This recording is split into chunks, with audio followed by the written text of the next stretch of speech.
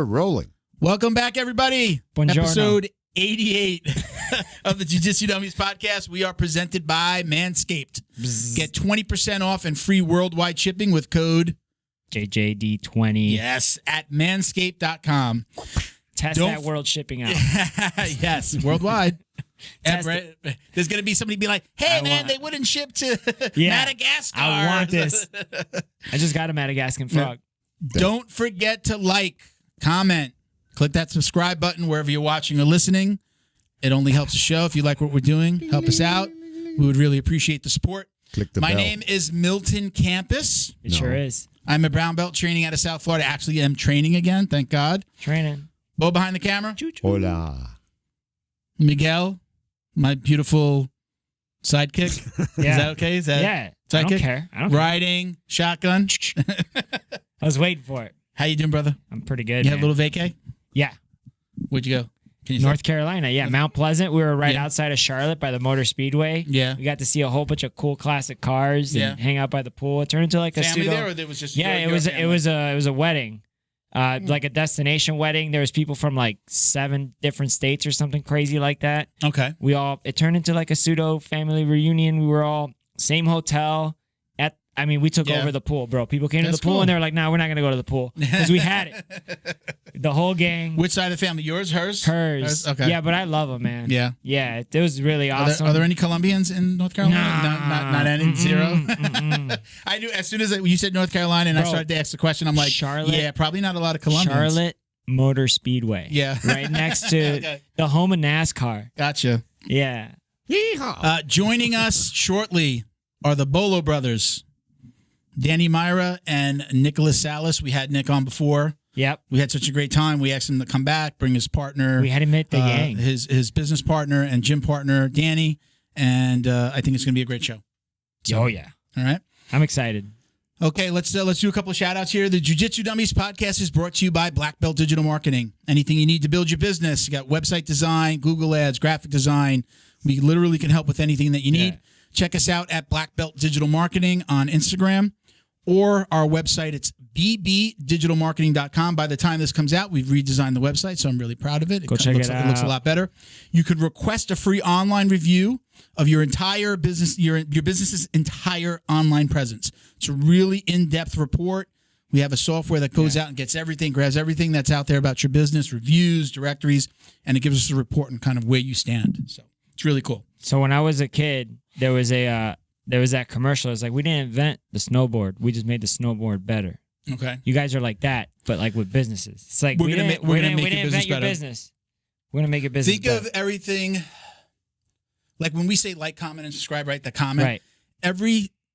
Every comment, picture, word, review that somebody puts out about your business or you put out about your own business, that is all scanned and indexed by Google, right? Google, right? When you do a search, Google's been there already, so then it's able to scan, right? Yeah. So utilize this free real estate, these directories, social media, make sure you're posting all the time. People open a social media. Facebook is famous for this, right? You open a Facebook page, you post on it, you put your profile picture up, and then you never post again, or like years later. I've seen it. Companies don't post. Your activity online, the consistency and frequency at which you put information out online is important.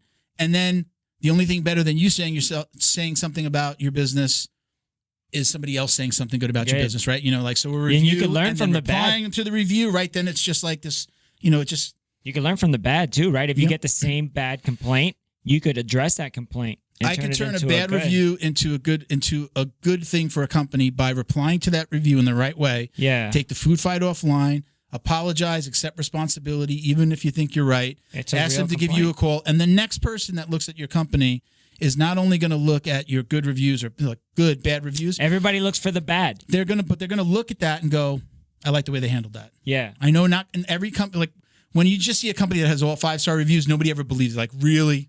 Really? I'm super suspicious of that. Yeah, right. Exactly. Or as the kids say, sus. You know, I could tell what it's like, especially with Amazon reviews. You could tell, especially how they answer the comments, and it's a bit doctored. But they might look at that negative review and go, I appreciate and understand. Yeah.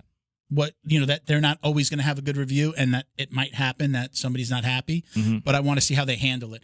when people get into that food fight and be like, well, you didn't tell us about this, and it's not our fault that you didn't tell. You don't do that. Even if you're right, you don't do that. When I see a bad review and then I look at the comment icon and there's like 7 in there, I'm opening that up. Yeah, you're watching the fight back and forth. Yeah, you totally don't do that. And look, how the hell does this relate to jiu-jitsu? If you are happy in your gym, you're happy at your gym, your academy, you should be leaving a review on 100%. Google for your gym. Again, if you're happy, leave them a 5-star review, say something nice. Yelp, Google, Facebook. Right. Those are the 3 free places that they don't have to pay for to have a review. And then you got places like Nextdoor and like there's other places, but those are the 3 most important places. And that's where most people are going to go to check out a company before they do this. Like 5 stars. I've never been Leave wrist a review, locked. help your gym out. Your gym will see a noticeable improvement the more reviews it gets. And noticeable improvement in their ranking and how many calls they get. And if they're really paying attention to it, they'll go, oh, wow, I'm getting more calls. And somebody might mention, I found you on Google. There you go. You're welcome. Thank you to our friends over at Flow and Roll. Sean, we love you, man. What's up? Hands down the best custom gi and no-gi gear in the business. Don't believe us. Just visit them on Instagram. I love it. Now, this is my dilemma here. I've been saying the @ so... Visit. I had an epiphany. I said before I had an epiphany. I was going to save it for the show. So don't believe us. Visit them on Instagram. See, I always got to say @Flow and Roll, right? Yeah. I can't not say the @. So I'm still going to say the @. In this case, I'm going to say the @, but there's a reason to not say it someplace else. So visit Flow and Roll on Instagram @Flow_N_Roll and check out all their custom designs. They've created tons of different gi and no-gi kits for gyms around the country. They even have a special running right now. It's like you buy gis and he's going to give you free patches. So reach out then to them directly to get more information. Sean's amazing. He's an amazing person to work with. If you have a bad experience with him, you let me know because it's just not going to happen. What happened? I'm able to. I feel like I put my faith in him, and we tell people that listen to us and watch us to buy his stuff because he's that good. There's no way he's lying to that many people. Like he's not pretending to be. If you have a bad experience with him, there's something wrong with you. Yeah. He's like the dog, right? I don't want to. I'm not going to go into a story, but I know of a story of a gym that had a problem with the gi pants. He replaced all the gi pants. Like he took it on the chin. He said, I'm just going to replace them. I want them to be happy at no charge to them. He replaced like all of the gi pants because whatever problem, we don't have to go into it, but there was a problem at that time with those gi pants. He had them replaced. That's a good long Company play. was happy. Yeah, that's a good long play. Absolutely. Reviews, right? We just talked about reviews. They are not going to say anything bad about him. So again, Instagram, it's Flow_N_Roll. And his website is flowandroll.com. You can still use coupon code JJD. All the OG JJD. Yeah, 20% off your online purchase. That's not for your bulk orders or your gym, right? For your online purchase. Recreational. Your tees, belts, gis, no gi, spats, rash guards, everything. Other people's, other gyms gis that I'm currently in love with. I don't know how to feel about that. What do you mean? It hurts my heart that I want to wear some. I see the stuff that he posts for the other gyms. Yeah, like you want that gi. I want that no gi. I am. I'm just not, I can't wear it. Yeah. I don't know how to feel about it. Does your gym have a strict rule about like wearing? No, not at all. No, there's dudes who are in there black top, blue bottom. Yeah. It's jiu-jitsu in there. Okay. Jiu-jitsu is what shines at that gym, man. I love it. So next up, BJJ Box. The box. Thank you for all your support as well. BJJ Box is Jiu-Jitsu's favorite monthly subscription box. It's delivered to your door, filled with premium Jiu-Jitsu and grappling apparel, equipment, supplements, supplies, snacks, deodorants, right? Man, little balls for your feet, for plantar fasciitis, right? Yeah. We had 2 different products for that. Here's Still the use thing. it. If you can, just do it, man. It's so awesome. Like, if you love jiu-jitsu and you love, like, just actually more, I would say even if you're, like, an athletic person. Yeah. Because there's recovery stuff in there, too. There's things that'll, like, kind of open your eyes to, like, what you're getting. If you can, just do it. I've always used almost everything. Yeah. Or we share in some of the stuff, so I've given it to, like, a cohort. Like, I like this. Hey, I'm probably not. I give it out at the gym. There you go. Dude, my wife loves that, the monkey tape recovery balm. Yeah. My wife uses that. for her fingernails and stuff. Oh, very cool. All the time. Yeah, loves it. She's like, okay, we're definitely going to buy it. They find the best products in the world of jiu-jitsu and guarantee that every box, right, everything that's coming in that box is going to be worth more than what you paid. Than what you're paying for that box. Again, it comes typically every month. I know they have a quarterly as well. Mm-hmm. He also has another brand. It's like a fitness box. If you look at his... it's on the website. Yeah, it's on the website. I think you can click over. But they also have, something for fitness buffs. Okay, so each box usually includes about 4 to 7 total items. I think we've always had more, right? Yeah, I know he throws us 2 T-shirts I made up a saying. Oh, you got it on. I do, yeah. 6-minute rounds. And I guess he did a collab with Jiu-Jitsu Soap. Yep. So I'm saying if you're into fitness into your budget. Just get it in there. I was worried where he was going to go with that. Nah, come on, man. So use coupon code JJD10 for $10 off your first order. El primero. Okay. And I know that they've got some another box coming our way, so we've got some cool stuff coming pretty soon. Yeah. All right. Tell them we sent you. Okay. So this is I'm super excited to do this. So we have a special announcement from one of our sponsors. So we know we've always talked about Neutral Zone CBD. Mm-hmm. So now we have, you see them on the table there. What's new? What's new? Neutral Zone Clean. Limpio. All right. Neutral Zone Clean has now a new brand of body wipes. Yep. A spray. Lift that up there too. A body spray. And then the refill. For the spray. A refill for the spray. These are the first 3 products. You can buy them individually. Giant. You can buy them you can buy the spray and the bottle together. I believe we're going to have a bundle of all 3. I say we're going to, because when we're filming now, we're working on the website. Black Belt Digital Marketing is actually working on the website for them. Yeah. We're going to be launching Neutral Zone Clean by August 1st. Everything should be live. This episode is probably going to come out on the 1st or 2nd of August. So we're very excited now. We should mention, this does not have any CBD in it. Neutral Zone Clean is completely separate from Neutral Zone CBD. These are 2 absolutely different products, two different websites. Again, this does not have CBD. This is about cleanliness. Yeah. This is about, cleaning up, your body after jiu-jitsu. Now, let's talk about this, because I've spoken to them a lot about this. It's not just about jiu-jitsu. Yes, we're a jiu-jitsu podcast. You know where they sent me like a nice big canister. You saw that big canister that I have, right? Mm-hmm. I have that in my car. I pump gas. I use those wipes. I come out of the gym. I actually have the smaller canister in my bag, but come out of the gym. I'm using wipes. I'm using the spray. Yeah. I went to get mulch from Home Depot with my wife and my daughter. I said, I need some help. We got to get a lot of mulch. Those bags are always broken. Those bags are always broken. We all know what's my fingers. By the time I got everything in the car, I had like mulch all over. You're red. I took it. I wiped it off. Or whatever color you get. It's a staple in my cleaning regimen now for myself after the gym, and then even just like privately. Yeah, not like Howie Mandel level, but like just being. Listen, just being I've had staff. Naturally. I've had staff. Yeah, and I know that I want the yuckies off of me. Yeah, I'll take this to work. I was working with wastewater the other day. I would love to use this before I get in my car. If you're a contractor, you're a contractor. Sometimes you don't have a company vehicle. You got your own vehicle, and you get like a stipend or something like that for it. Like, this is something you could use as a person who's like a project manager or a contractor where you have an office job, but you got to go to the field, something like that. Dude, this is going to be great. Get in the car. Their son steering wheel trains. He competes in wrestling. Trains and competes in wrestling. He does jiu-jitsu.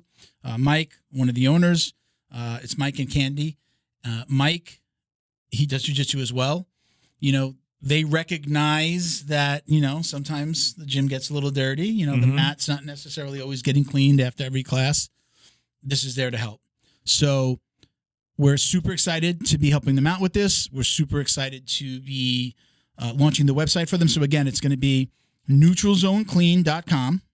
You can go to Neutral Zone Clean on Instagram and on Facebook. Yep. Okay, like I said, this is completely separate from CBD. This does not have a stitch of CBD in it. It has nothing to do with that. Okay.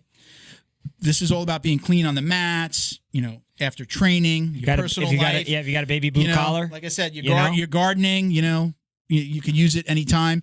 I've been lucky enough that they sent me a bunch of stuff, and I get to keep the canisters in different places. This doesn't smell chemically at all. No, it has that nice. It smells good. Smell, right? Almost like the tea tree. I bet it's got tea tree in it. So There it is. Tea tree. What coupon code do you think that we set up for this? JDD's products in your inbox. Yeah, so this is going to be your cart. 15% off 15 with code JJD. Bam. So we can use it again. It's a different website. JJD is the best. JJD. If you're at the gas station, 15% off code JJD. Let's go. And what we're going to do is we're going to actually cut to this really cool commercial that we did for them that our awesome producer Bo did for them. We're going to give you some more details about the product. So Get check this clean, out. y'all. Neutral Zone is combat family owned, so they know you need to keep yourself and your equipment clean. They created Neutral Zone Clean wipes and sprays for just that purpose. Neutral Zone products are formulated to reduce the risk of bacterial and fungal infections. Whatever's making you sweat, weight training, rolling on the mats, yard work, or just working around the house, Neutral Zone Clean wipes and sprays can make you feel and smell refreshed. Use code JJD to get 15% off your online order at neutralzoneclean.com. While you're there, sign up for their newsletter to receive the latest info and updates on product launches like their new shower gel and soap bar coming soon. Are you Neutral Zone Clean? All right, guys. Very cool, right? So Yeah. you can go check them out. Yeah. Neutral Zone Clean. Thank you, guys. We appreciate all the support and wish you the best of luck. Can't wait to get this launched. It. So last but not least, we still have our contest running. We should have our rash guards into production within just like the next 2 weeks. If you purchase anything from any of our sponsors using our coupon code, right, send us a copy of the receipt. Block out. We're going to enter you into. We're going to take that. We're going to enter you into a $250 giveaway from the podcast. Yeah, I know that's going to go higher of gear of podcast swag, and I know that we're going to include some. We're not stuff. giving out cash or nothing like that. Yeah, it's going to be it's very likely going to be some of the products that you've seen on the table before. Yeah. So we're going to send you some other stuff as well. So it's going to go up from $250. Swagoo. Yes. All right. So send us your receipt. You can send it through our Instagram. Yep. It's Jiu Jitsu Dummies.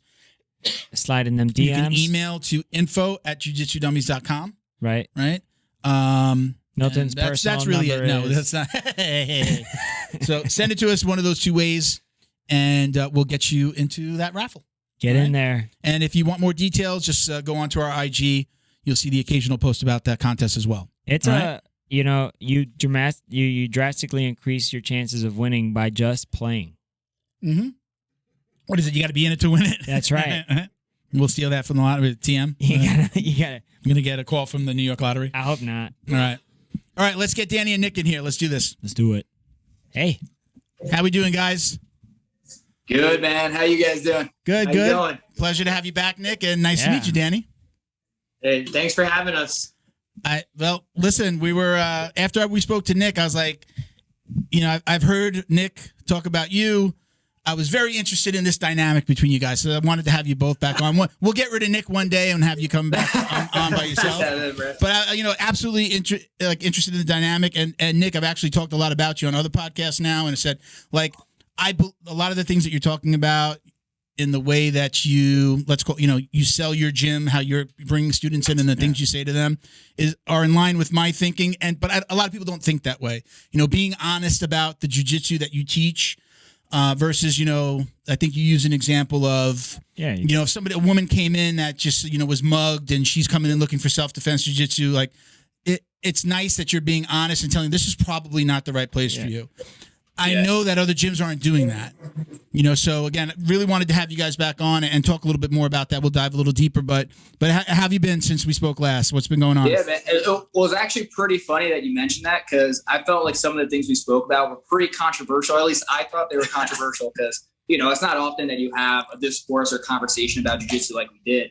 But I was actually surprised by the amount of support and the people that actually agreed with some of the things I was saying. The little snippets and clips you guys posted, I had a lot of people reach out to me and actually say hey, I actually really resonate with the things that you said. And some people even reached out saying I'm in a gym like that, as you described, and it's super toxic. What can you do to help me? So it was really cool to have you guys post those clips and have my kind of advice or my experience reach out to those people and be able to help people through Instagram or through social media. So it's actually pretty funny that you said that. I actually had a really long conversation yesterday with somebody who's trying to get back into jiu-jitsu, and he's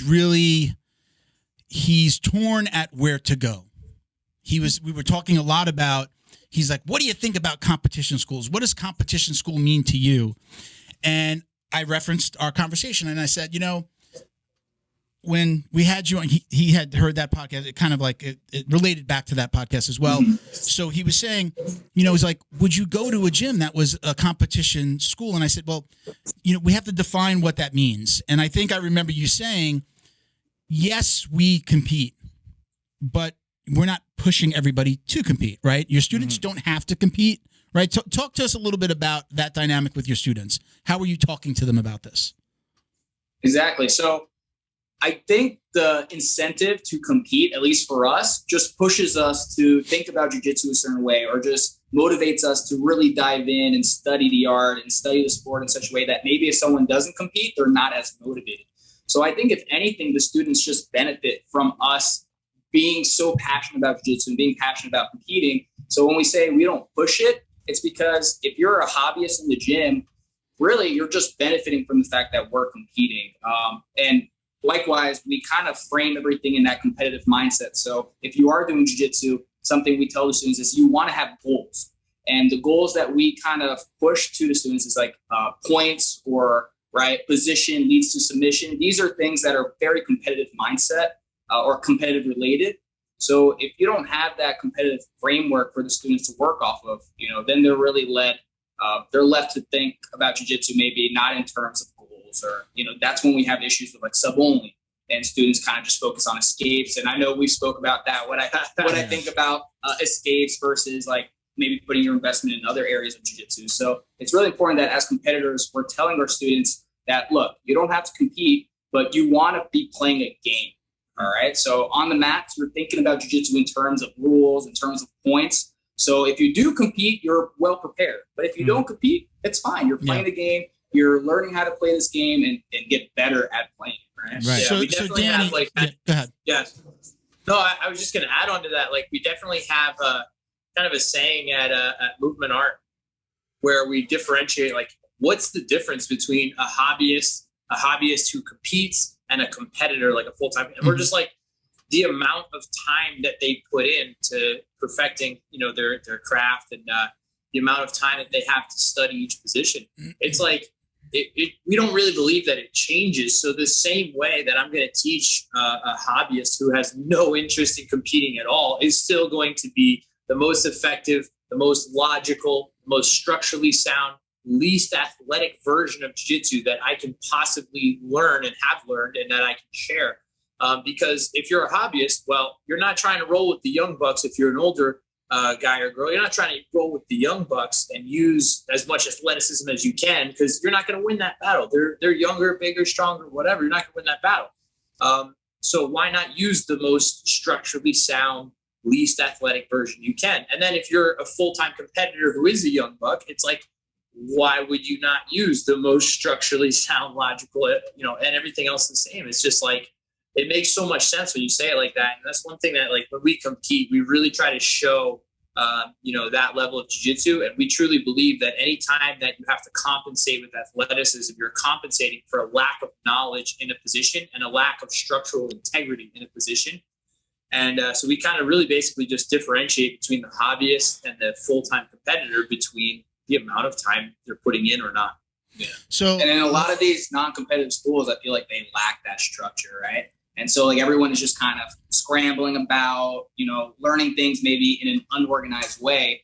And I feel like it really helps to have this framework, this competitive framework. So let's say you have a 50-year-old guy come in. He's a brown belt. I happen to be 49 and a brown belt, but I'm just going to round it up to 50. A guy like me walks into your gym. I've been training 8.5 years, I think now.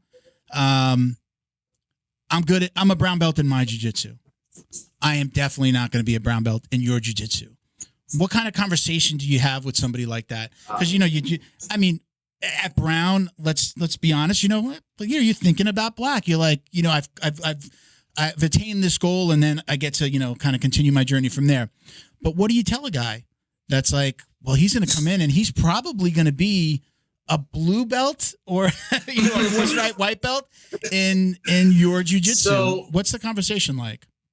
So say you come in, we're having that exact conversation. You ask me that. I'm like, all right, so what stats are you a black belt in or a brown belt in?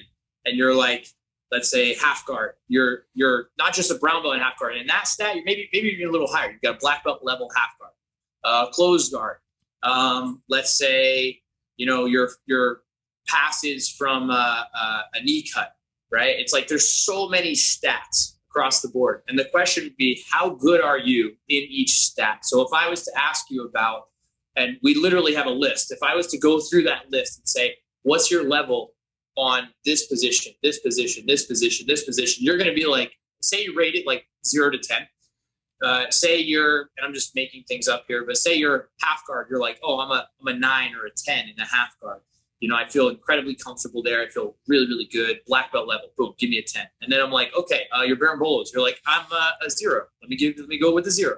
And that's like a pretty common thing when some guys come in. If they're really good at half guard, they're not so much a bolo player. But then it's like, all right, we'll add another thing. It's like, how about your, De La Hiva guard? How about your closed guard? And then it's like you start saying that's a 5, that one's a 2, and so on.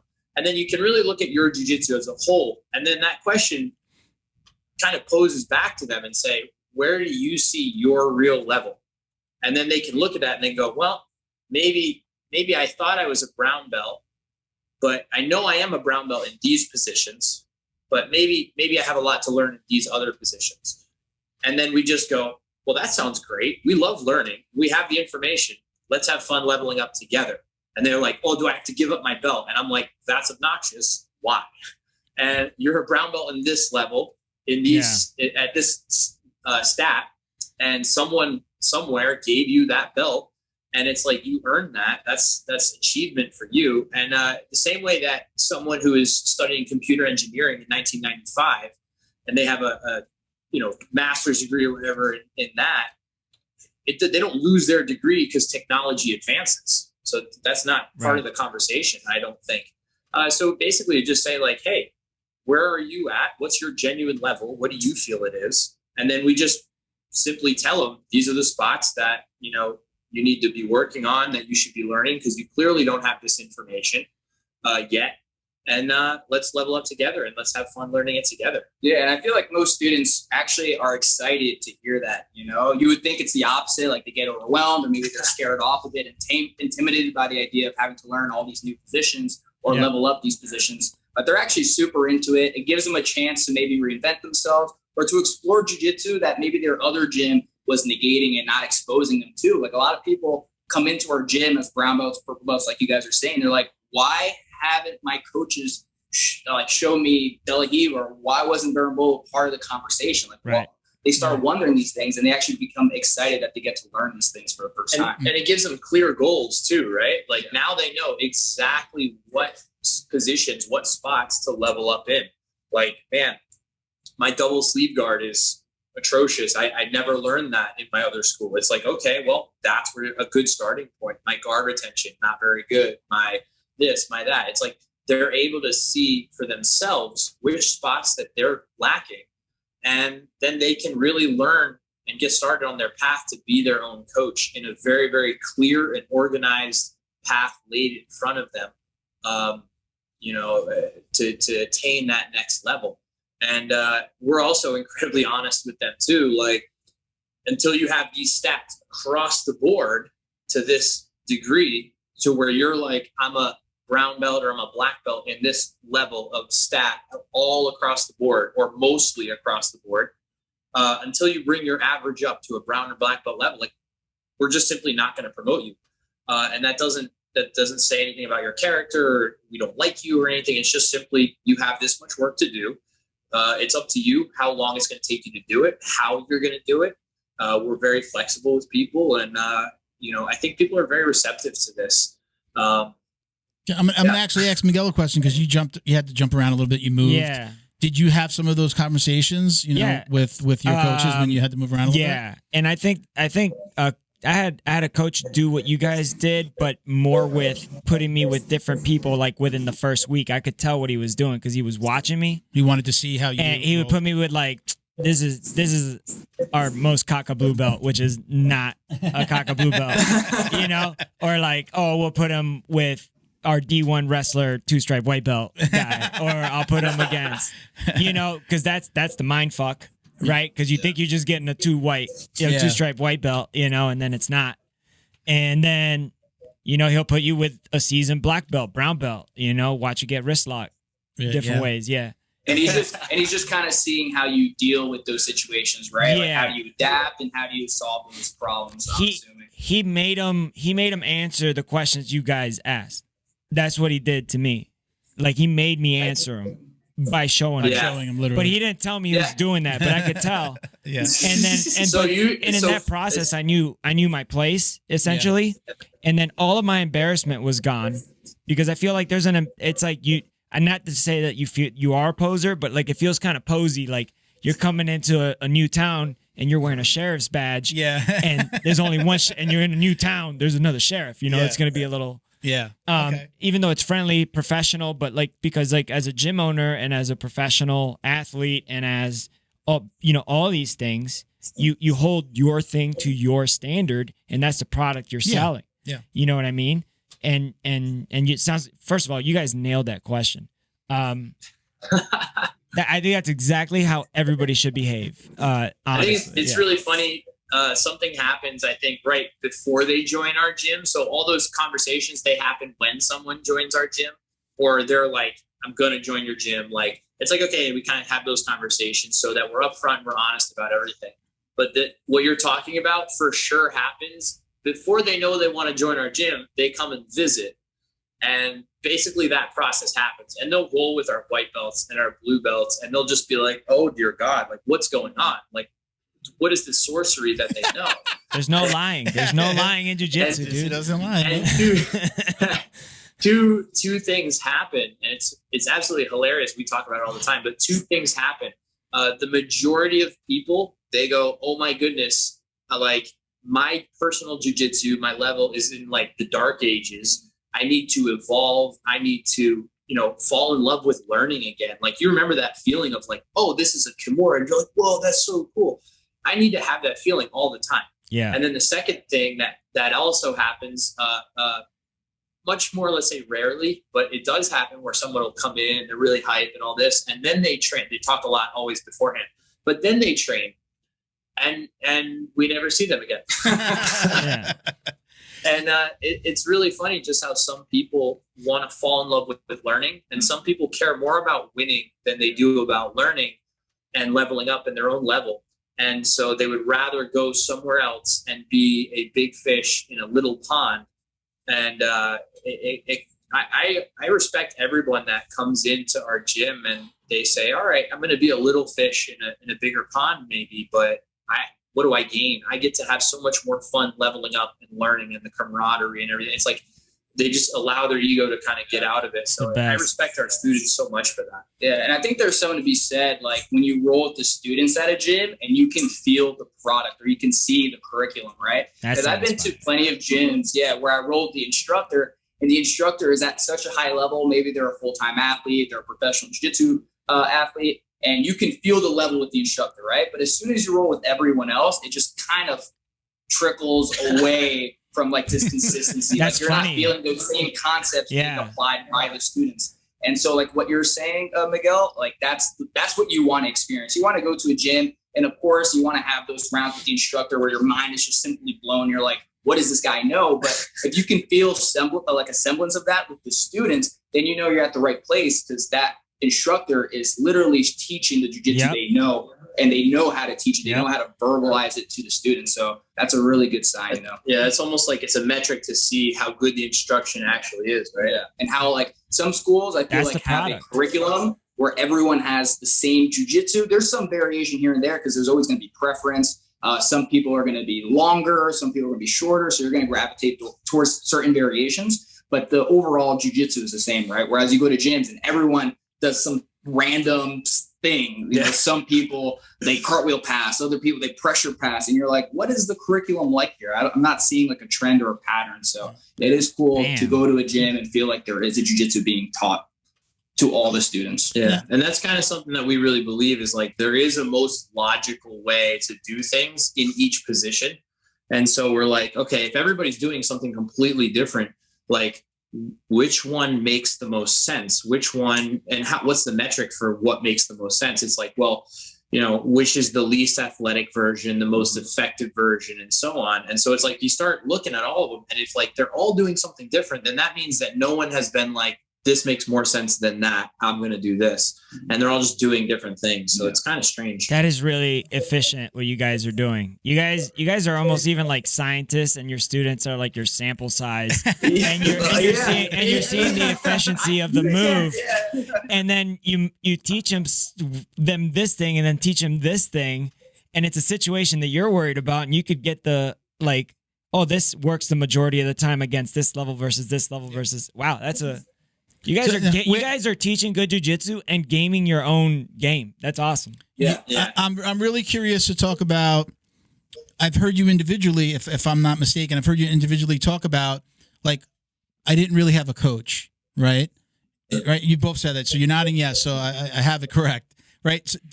Help me understand that. So you obviously started jiu-jitsu at some point. What's that? I said we adopted each other. Yeah. He's my coach. I'm his coach. So go back. Tell me, okay, you obviously started jiu-jitsu at some point. You had a coach. But as you came up, you guys talk a lot about being your own coaches and finding information. Tell me about your individual experiences with coaches, and then how it became that you kind of felt like you didn't have a coach and you had to be self-taught. Yeah, that's like another saying in our gym, literally, is we literally tell the kids and the adults in every class, we're just like, you got to learn how to be your own coach. And this is something that we obviously grew up with in jiu-jitsu, where I didn't have anyone who was there like, okay, now you work on this, now you work on that. We're going to do top game, bottom game, whatever position. Okay, how's your diet looking? Okay, how is your fitness regime? How's that coming along? How's your sleep? How's everything else going on? Like, I had to learn all of this stuff. And, Nick has been the most influential person in my jiu-jitsu development, like bar none. And it's just absolutely insane. All right, Miguel. Yeah. Crotch discomfort hurting your game? All the time. Fear no more. Thank God. The kings of crotch comfort, Manscaped, have spent 2 years designing the most comfortable boxer briefs out there. Here you go. Give them to me. Sleek, soft, comfortable, and flexible. Dude. The brand new Boxer 2.0 from Manscaped takes your balls to the royal ball throne. Bam. I'm ready to go. The global leaders in below-the-waist grooming have the Lawnmower 4.0 for the trimming, so you can wear the Boxer 2.0 for the chilling. There we go. All right. Like a villain on penicillin. They even trademarked Jewel Pouch.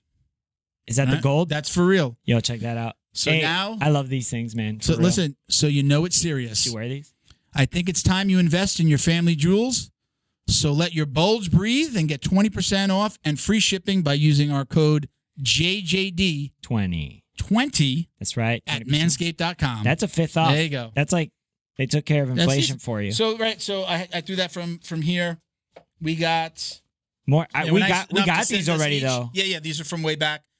We're loading up. I've been wearing those. You wore these? I was gonna sniff these. I was gonna sniff them. So we got 3 pairs each. So these are yours though. Very cool. Oh, these are yours. I know your size. Yeah. Well, of course. Yeah. So those I like are yours? that I touched so those wait, and you're gonna wear them. The box I have out there is all yours on the counter. Oh, yeah. You didn't know that was all yours? I had no idea. All yours, brother.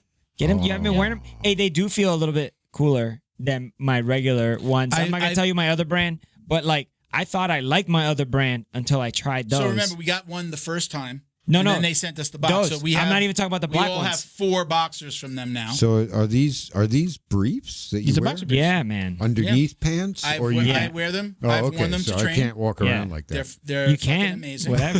What? You know? What I can't can't walk around like that. Depends where. Just like that? Where are you trying to go? McDonald's? Or are you trying to go? He likes to free mail? ball it. I used to do like a conference call with Bo. And he'd be like in a robe. Commando? And I'd be like, please don't let that camera go down because I know you don't have any clothes on under. Hey man, look, even Rambo retires at some point, bro. You gotta stop going commando. You gotta stop going commando. You gotta wipe the camo off, and you gotta get them briefs. Listen, I'm not dangling yet, so. All right, so check this out. I got stripes, Let's say you're on a date Okay. Your partner catches the With little my Manscaped wife. logo on the waistband of your underwear. That's right. With your wife. That's right, my wife. It's almost guaranteed to raise some eyebrows and act like a billboard on the highway to Pleasure Town. That's right. Ooh. I wrote that. No, I didn't write that. I speed. I make people speed on the highway. Listen, I love everything that I've gotten from Manscaped. I actually didn't even use the soap. I was waiting to get rid of like all the soaps that I had.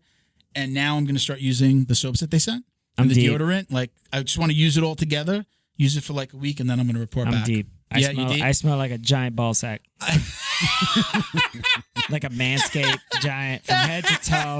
I don't think that's their intention, but okay. It all smells kind of the same. All right, everybody. Listen, get 20% off and free shipping with our code JJD20 at manscaped.com. That's 20% off and free shipping with our code JJD20 at manscaped.com. Yeah. Up your crotch game, because once the Boxer 2.0 touch your sack, there's you'll no never coming go back. Bro, I'm telling you, if you smell me right here, you like the way my balls smell. Let's get back to the show. Okay, let's do it. How long have you known each other? Oof. That long. They're looking up at the been a same while. Up and to the right. I would say 5 or 6 years, maybe. Okay. Yeah. All right. Yeah, go ahead, Danny. But in I'm sorry. jiu-jitsu time, that's a lot No, because but- y'all see each other every day. Yeah. Yeah, literally. It ages you fast. Yeah. But yes, and plus traveling too, it gets worse. But anyway, so I just didn't have anybody there for me to really do that. When I first started jiu-jitsu, it was at a gym where the guy was an MMA guy. He was like a purple belt at the time. And it was his dream to open a gym, and he did that. And just his level of jiu-jitsu was just like, he didn't mean any harm or anything. He just didn't know really what he was doing.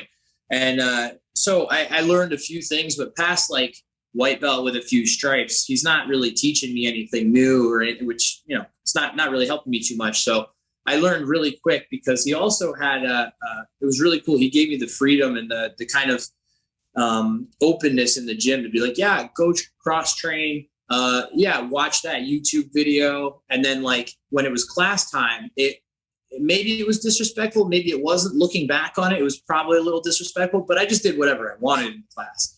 I would watch that YouTube video. I would go in the class. He'd be like, all right, guys, we're drilling half guard. I'd be like, all right, cool, half guard. And then I'm like, okay, so this knee bar to heel hook to twister, whatever that I saw on YouTube. Yeah. And then I would be like, hey, how do I do that? He's like, can you just do the thing? And so looking back on it. That's awesome.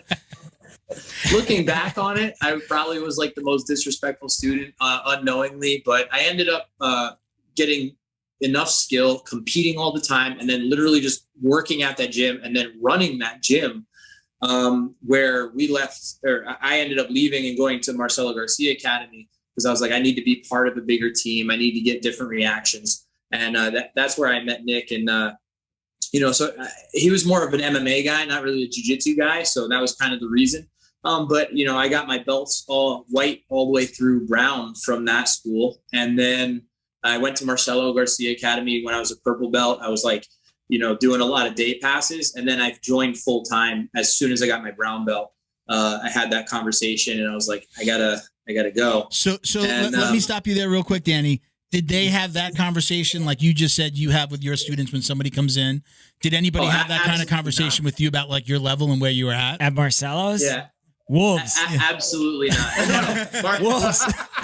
Wolves at the door. Shit. All right. So Marcelo's the Marcelo Garcia Academy, they were very welcoming to me in that they were like, oh yeah, we're picking up a full-time athlete who's a brown belt competitor who's traveling the world doing jiu-jitsu. They were like, doors open, come through. Yeah. And then when I left the other gym, because I was also running that gym, I had to have a very, very long conversation. I had to be very careful how I played everything, very political. And essentially when I first said it, the answer was like, all right, pack your stuff, get out. Like, you're fired. And so were you going to try to go to, you were going to try to stay helping with that gym and train at Marcelo's? Yeah, 100%. Okay. And so I was like, okay. I was like, you can do that. That's fine. But hear me out. I was like, I'm able to do both. And here's why. And then I said, you need to keep paying me. And here's why. And then I said, here's what you're going to gain from it. And I said, imagine you have an instructor who's competing at the top level. and who is going and training at the Marcelo Garcia Academy with all these top level guys and just getting all that information, bringing it back. And I was just very political with the way that I explained everything. And I also said, hey, and if you care about me and my goals, and if you care about, you know, what I want for my life, this is what I'm going to do. This is what I want. You can choose to support me and benefit from it or not. And I had that kind of mindset. I know I'm going to work my butt off, and a rising tide lifts all boats. So that I kind of had that conversation in that way, but he was not very receptive at first, but afterwards a little bit more so. And then eventually when COVID happened, we ended up leaving, and that was I got fired from that other gym anyway. Yeah. And so we opened up our own, Movement Art, and never looked back. And I wish I did it sooner. It was just crazy. Now timing was perfect. Both sides of the story. So yeah. So you guys meet there. Nick, were you already at Marcelo's, or where were you guys meeting? So I was a brown belt, I believe. He was a purple belt when we first met at Marcelo's, and like he said, he was doing the day passes. But I was already full time, I think, for a year before he even got there. So I was already training at Marcelo's. I already assimilated and settled in, and then he came in as a purple belt. And I remember a little bit afterwards, he got promoted to brown belt, and then we both closed out a division together. And that's when he really committed to going to Marcelo's full time. I was like, it's just funny because when I was going there, like he was the brown belt that was there. And I was like, wait, what do you like? Cause I found this out later on. Cause I was like, what do you mean you didn't get all your belts from Marcelo? Mm-hmm. Like, and that's something like a lot of people assume, like when they see the pictures and they see me training at Marcelo's, there's a lot of people assume that I'm a Marcelo Garcia brown belt, but I actually got my brown belt and then went over to Marcelo's and started training full time. Yeah. So now talk to me a little bit about, that was kind of the first part of the question. Now talk to me a little bit about this, the kind of having to train yourself. You're at Marcelo's. Is it not, Marcelo at the head of the, steering the ship and teaching you, or his coaches, or you really going in there? Is it like, I know what I'm going to work on today, grab a partner, and you're just working on that move or that sequence? Yeah. So, I mean, training at Marcelo's was amazing because you had so many high-level athletes there, and Marcelo would run the class, and there would be other instructors, of course, as well. And whoever taught the class, you would get a different kind of style, pressure passing, or half guard, or Toriandos, anything, Yeah. And so what would happen was we would go there prepared with our notes. We would show up mad early. We would drill as long as we could. As soon as they would let us in the door, we would drill right up until class. We jump in the warm up, and then we do whatever technique that the instructor is showing in the class. And then we get through that, and it would be like time to roll. And then that rolling time was just so vital for us, where we're collecting data from high level reactions. We finish rolling, whatever happened in the roll. We start making our notes because we both had a really long train ride home. We both are making our notes. We're categorizing reactions. We're organizing everything. We're saying when, Gianni Grippo does this thing, like, what are your ideas on how to counter it? When John Satava does this thing, when Marcos Tinoco does this thing, when Mateus Lucius does this thing, it's like you just have you got baseball stats. Yeah, literally. Yeah. So imagine just like a list for each person, categorizing every reaction that they do from every position that we can possibly categorize, and then just nerding out like crazy. How did and then that we would start? get together. How did that start? Train ride, right? But is somebody teaching you that, or was that your thing? I'm going to take notes, because I've heard, again, you say a lot about taking notes, and I'm sitting here going, man, I've never taken a note. So like, I've recorded myself rolling and then looked back at it maybe, but like taking notes, it's like that. I'm just like, well, I feel like I'm to the point where I have to start writing am I notes. supposed to be taking notes every class? I got it all up here, dude. I'm serious. Go ahead, Dub. Where did that come from? So imagine, like you were saying, when you go to a new school, they put you with the wrestler, they put you with the D1 wrestler white belt, they put you with the judo guy, they put you with the blue belt who's got a good guard, they put you with so and so and so and so. Okay, so when they put you with the D1 wrestler, well, what reactions is that wrestler going to give you? Well, they're probably going to lead with their upper body. They're going to have their hips back in a sprawl type position, and they're going to drive into anything you put in front of them, because wrestling is, very much like, here's a wall, run through it. Yeah. so you're going to get a lot of those type of reactions. And how can you categorize all those reactions? Well, he's leading with his upper body. He's maybe flopping without a base. So he's leading with his upper body, but he's not standing on his legs. So it's like, okay, so then you go and look at someone else and you say, well, this person is driving with their legs. Okay, so then you say this person, they're not really flopping. They're staying on their legs, but their legs are too far away. Their legs are back and they're driving more with their shoulders, swiping things away and stuff. And you go, okay.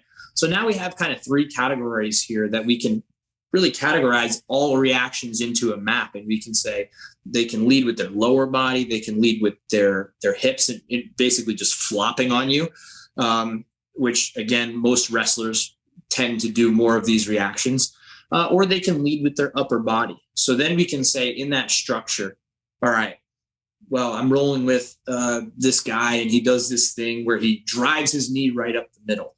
How can I stop that? And you figure out a way to stop it. And then instead of driving up the middle, he drives the knee to the side. And then you write that one down.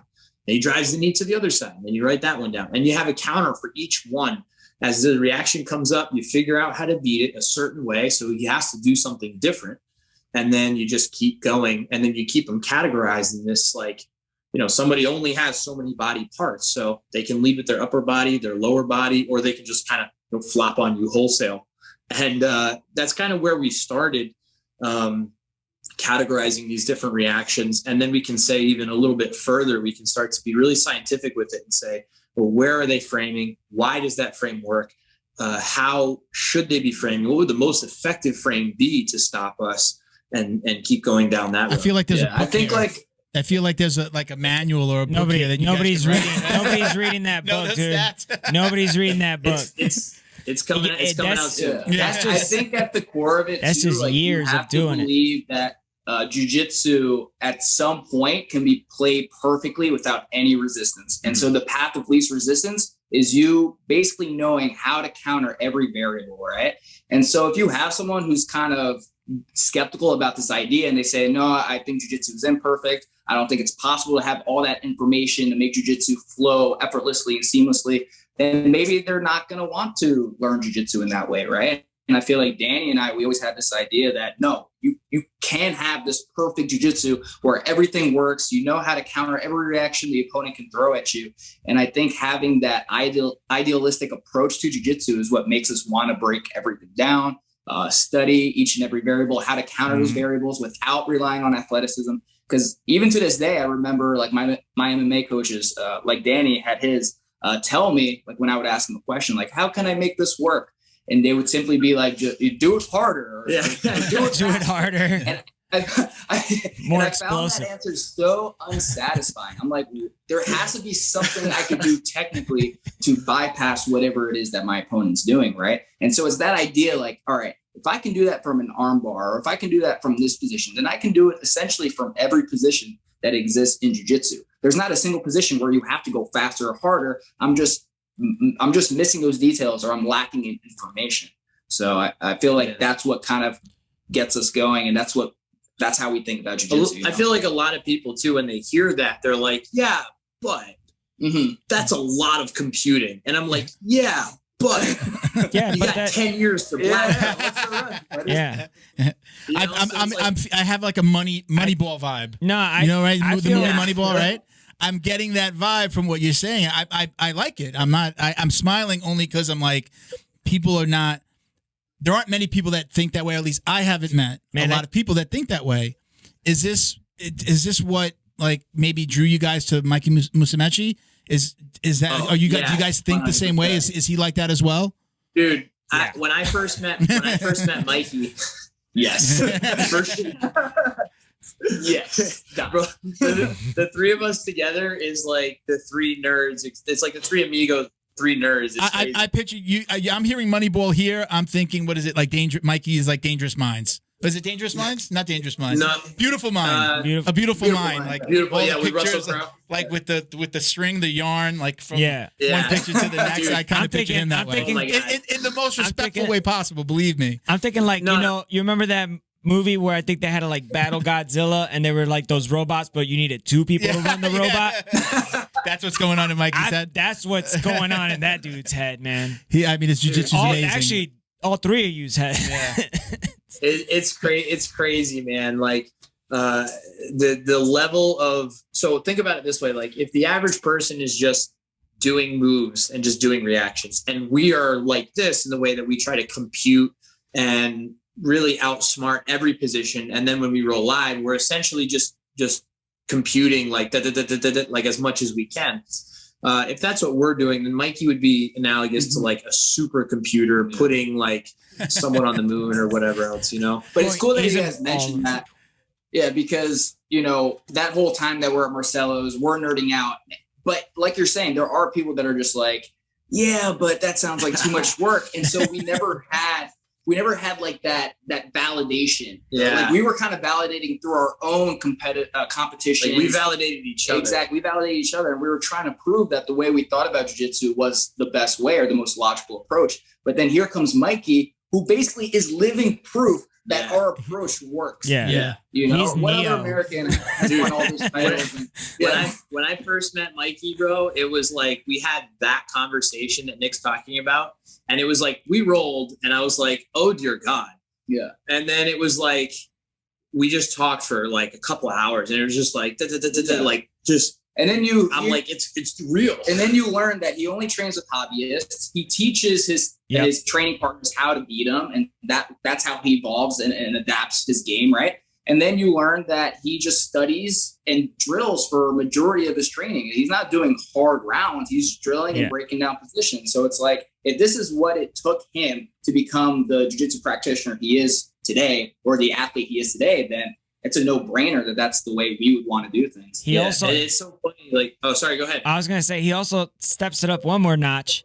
He teaches the people, the hobbyists that he rolls with. He's like, "Yo, I'm gonna do this move. This is how you counter it. Yeah, he was just saying, good luck." Yeah. But like he's teaching them how to counter the move. Yeah, but better. like he'll tell them. Real. Yeah. And he'd be like, "Good luck," and then just like, yeah, well, that's and we do way to get better. It's the best because like you're gonna roll with a student or someone who's visiting, and you're gonna get away with the same thing over and over, and that's just not fun. And that's kind of what Danny was saying earlier. There's two types of people: people who are in love with learning, or people who are in love with winning. If we were in love with winning, we would just bear and bow the same person over and over again, and that would spawn camping. Like that would give us dopamine. that would give us a rush. But that's just boring. So, like you're saying, in that case, we would teach the person how to stop the technique we're doing. Like, look, when I try to bowl, you do this. That way, it's more stimulating. Now I got to learn how to beat that reaction, and now they're also getting some success in it as well. So that's really how we like to do it as well if we can. I do so funny. I do that with white belt. Like if I'm rolling with a white belt and I'm constantly getting him the same thing, I'm like, look, this is, I like this move. I do it all the time. I'm going to do this because I don't want to get this on you every time. And again, it forces me to get better. I feel like I just made like a weird connection. I feel like video games from people in our generation has affected jiu-jitsu because it's like the same thing. Like people who play like first person shooters or play like WoW or something like that, or play like PUBG, like really competitive games. Like there's two types of people all the time. There's the spawn campers, sniper, people who just hide and don't mind spamming the same thing or even cheating, like putting a red dot sight like on their computer screen. So, what's the fun? So they're always hip shooting, like just weird stuff like that, like hacks. And then there's like the people who are like, oh, if I jump when they shoot, oh, I know he spawn camp. So they study the map and they know where all the spawn parts are. So you're developing counters to the hacks, and you will always be better than those people. That's a pretty good parallel. I was going to say, like, that's super accurate, but also, like, I didn't really play a lot of video games ever. Do people really, like, that's a lot of time on a video game. Well, now people make a lot of good money from it. I've watched, so I was late to college. I was a 26-year-old freshman because I was in the military for a couple years. Yeah. And I'm no good at video games, but I loved watching people play COD. So like while I was in college, I was like this old man in college and I was just hanging out with these kids, and it's like I had a car and a house and video games. So let's go, and I was living right across the street from campus. Yeah. Like I'm a railroad track. I could walk to class. He just described old school. Pretty much, except I was going to school. Yeah. I didn't catch my wife cheating. Oh, wow. And dude, you thought they were just like being kids, but it was just like super logical, Like, oh, you always do this. Hey, oh no, they learn teams because they would get on teams together. That's crazy. And then it's super. Like, I mean, you look at Korean e-game video game stars. Like those guys get paid millions of dollars a year. Miguel. Yeah, I have a question. So when you first started training jiu-jitsu with that previous knowledge about COD and all that, did you make the connection between like jiu-jitsu feeling like a video game to you? I think he just made that connection now. No. I've always now. I wrestled in high school. I did combatives in the military, and then obviously if you're deployed a lot with a bunch of dudes, y'all are gonna wrestle if no matter what you know. Especially if you are a wrestler, because you'd be like, oh, I wrestled for Iowa, and be like, oh, I wrestled, and then take it to the sand, like so that would happen sometimes. And then when I got into jiu-jitsu, I've always known about jiu-jitsu, but I got into it when I put my daughter into it. And I don't know if I subconsciously just put her in that shit so I could do it. I don't know. I really don't know. It was just we knew that our daughter, she jumped from ballet, lost interest, and this and that. We put her in jiu-jitsu, and then it's not that she loves it. She doesn't hate it, but it's like I saw the value in it, and I was like, I need to protect my I'm like, you need to learn those same something, things. right? I was like, this stuff makes sense. I've always known about this. I've never done it. Thank you to Feito IT and AV, specializing in commercial and residential automation, security cameras, CCTV, POS, and more. Check them out at feitoitav.com or call 305-428-2515 and let them know the dummy sent you. Neutral Zone is combat family owned, so they know you need to keep yourself and your equipment clean. They created Neutral Zone Clean wipes and sprays for just that purpose. Neutral Zone products are formulated to reduce the risk of bacterial and fungal infections. Whatever's making you sweat, weight training, rolling on the mats, yard work, or just working around the house, Neutral Zone Clean wipes and sprays can make you feel and smell refreshed. Use code JJD to get 15% off your online order at neutralzoneclean.com. While you're there, sign up for their newsletter to receive the latest info and updates on product launches like their new shower gel and soap bar coming soon. Are you Neutral Zone Clean? Jiu-Jitsu's favorite monthly subscription box has now joined the Jiu Jitsu Dummies Podcast. The BJJ Box is delivered to your door filled with premium jiu-jitsu and grappling apparel, equipment, supplements, supplies, snacks, and more. The crew at the BJJ Box find the best in the world of jiu-jitsu and guarantee every box to be worth more than the cost. Each box includes 4 to 7 items you're going to love. Visit thebjjbox.com and use code JJD10 to get $10 off your very first box. And give them a follow on Instagram at thebjjbox. Special thank you to the crew over at Flow and Roll for all their support. Flow and Roll is renowned for their incredible no-gi rash guards, shorts, and leggings. Flow and Roll has quickly become the premier custom apparel provider for academies big and small throughout the United States. Reach out today to discuss your custom order and ask about their incredible pre-order program. You can send an email to flowandroll@gmail.com or visit their Instagram at flow_n_roll and shoot them a direct message. And yes, they can create an awesome custom gi for your academy as well.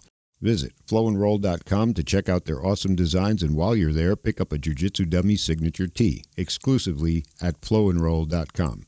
And remember, you'll get 20% off your purchase of t-shirts, rash guards, or gis with code JJD.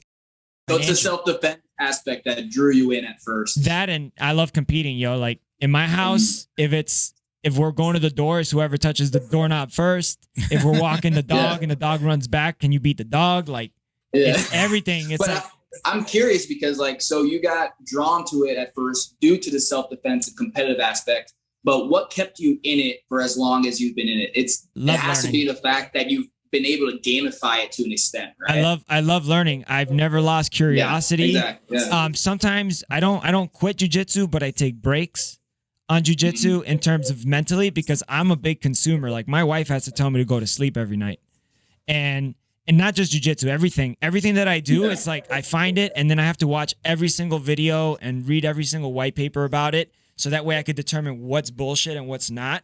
And I narrow it down to where I just have to maintain the subject instead of having to learn it more. But I spread that out across a lot of subjects, and jiu-jitsu is one of them. Cool. Yeah. That's so funny too that you're able to do that, where like we were kind of talking about earlier, like some people are like, oh, that's too much computing, like that's too much energy, and you're like seeking that out. Yeah. You're like, how much more can I keep learning and find, how many resources can I find? You know, that's what cracks me up so much though, is how people are like, they don't want to do what you're saying and watch all the instructionals, get all the information and everything like that. They don't want to do that. They say, I'll just work out harder and I'll just get stronger and more fit. Or how many like high level athletes do we know that like stop training as much as they used to because they fell out of love with the sport? You know, we hear about a lot of top guys that only train like once a day or maybe only a couple times a week. Yeah. And we couldn't ever imagine a situation where we didn't want to be on the mat. It's like if we don't train for a few days, then both of us were like, that's me, and that's why I do it. I need it mostly for this, to clear my head when I'm overwhelmed, when I'm not that I have like a mental disability. No, but you need it. I need it. It's a reset. It's like restarting a computer for me. Yeah. I went Monday. I usually train on at least like Tuesday, Thursday, Saturday are usually my days. I went Monday because I was so busy and I was so overloaded that I was looking at everything I had to do and I couldn't get started on anything because I'm like, there's so much to do. I didn't even know where to get started. And that was after a full day of work. And I went to jiu-jitsu, came back. I literally felt like every brick was taken off my shoulders. Everything, monkey was off my back. I sat down, I did 2 hours of work and I got everything done that I thought was overwhelming and I thought was going to take me a whole day to do. Oh, wow. And for me, it's that mental reset. For, you know, again, I mean, I started when I was 41 too. So I started when I was much older. So you know, again, it's just a different, I'm there for different reasons. You know, no, of course. Yeah. I was never there to compete, but I have, but I really need it for my own sanity. Yeah, the process is like still like very much the same though, and you're still like getting addicted to learning, and then like you the endorphin rush and everything. It's like all the same reasons that we're in it for as well, you know, which is really, really cool. Maybe you know, obviously it's our career, so there's a little difference there, but the things that you're enjoying about it are also very much the same things that we are enjoying, is the same things that you guys are enjoying. And it's like people are always like, oh, like, you know, what do they say, like, being rich and making a lot of money is really hard. It's like, well, being really poor and having no ambition is really hard too. You got to choose your hard. And it's like you could say that to anything. It's like having the athletic, go hard. Who cares if you're learning or not? Just train a lot of times, stay consistent and be really athletic. It's like, that's really hard to do. But then also we talk about like this supercomputing level or type of jiu-jitsu and just out computing your opponent. Something like a chess match or a chess athlete would do. Or that's checkers. That's chess versus checkers right there. If you but it's like against jiu-jitsu player, hard. It's like choose your hard, you know. Yeah. But I feel like one is definitely more sustainable than the other, right? So for sure. Pick your hard, but what allows you to do the thing that you love for longer or more consistently? 100%. I think being curious, staying curious is the key, man. Like that feeling of like when you first fall in love with jiu-jitsu, because you say it all the time. It's like jiu-jitsu is black and white. Like you either love it or you don't. There's no like, there's really no we got no casuals, right? Okay, I'm gonna go train once a month just to check it out. That guy doesn't exist. That guy gets smashed, and it doesn't happen because that guy would get smashed. But like I think everybody knows like the jiu-jitsu blues where you're just like not feeling it, life's not going right, all that stuff. Have you guys ever experienced that? Danny just showed me a video the other day. What is it? The rule of thirds. It's like every week you can organize or break your training down into these 3 thirds, right? So 1/3 of the week, you're going to feel really good. And that's the training sessions where you're going to feel super productive. You're going to learn a lot. You're going to have a lot of success in your training. And then the other third is going to be training sessions where you feel okay. So you're, it's not positive, not negative. It's just like flat line. And then the last third is going to be like training that is just not going your way. You don't feel as good. You're not peaking. Maybe you're tired. I'll use Miguel. Miguel says that last third is when you drive home in complete silence. Yeah. You don't even put the radio on. And you pull into the driveway and you finally realize, like, wow, I just drove home in complete silence. That's the last third. And then you walk home and you pet your dog, man. So it goes in thirds, right? But this is every week. Yeah. So it's like for us, it's like we feel great. We feel okay. We feel terrible. We feel really okay. Then we feel great. Then we feel terrible. I got it. It's like this. I got like it. If it was an investment, you would not invest. That's what I was going to say. No. You're wrong. You would invest if you were an investor, not a trader.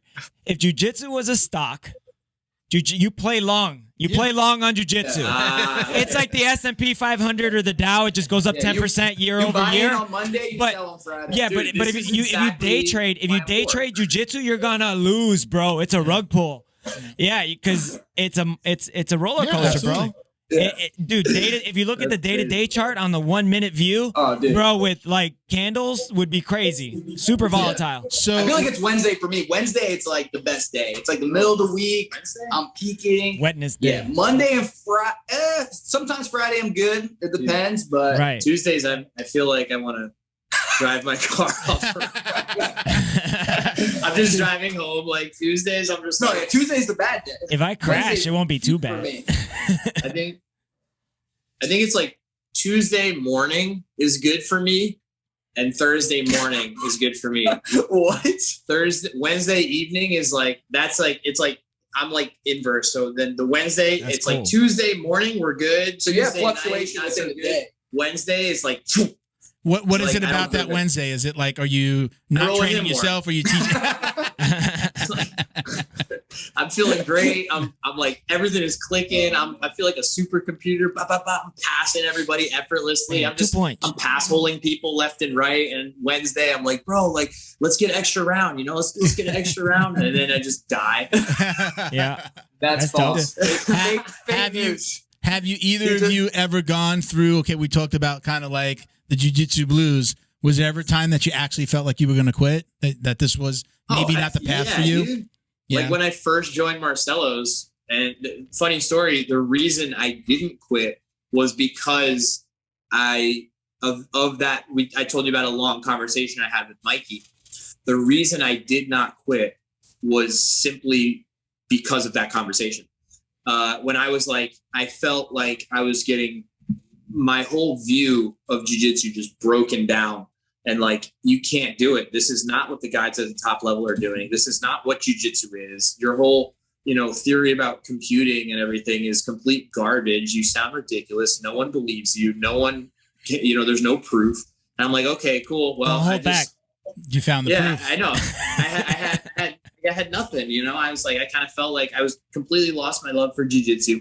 And I went to Vegas with my friend Caesar, and I competed out there, and I won. I did great. And then I was like, just didn't care. And I was like, this is just stupid at this point. And, I knew Mikey was around, and I had some friends of friends, and I told Caesar, I was like, bro, like, I need your car. Like, let's go.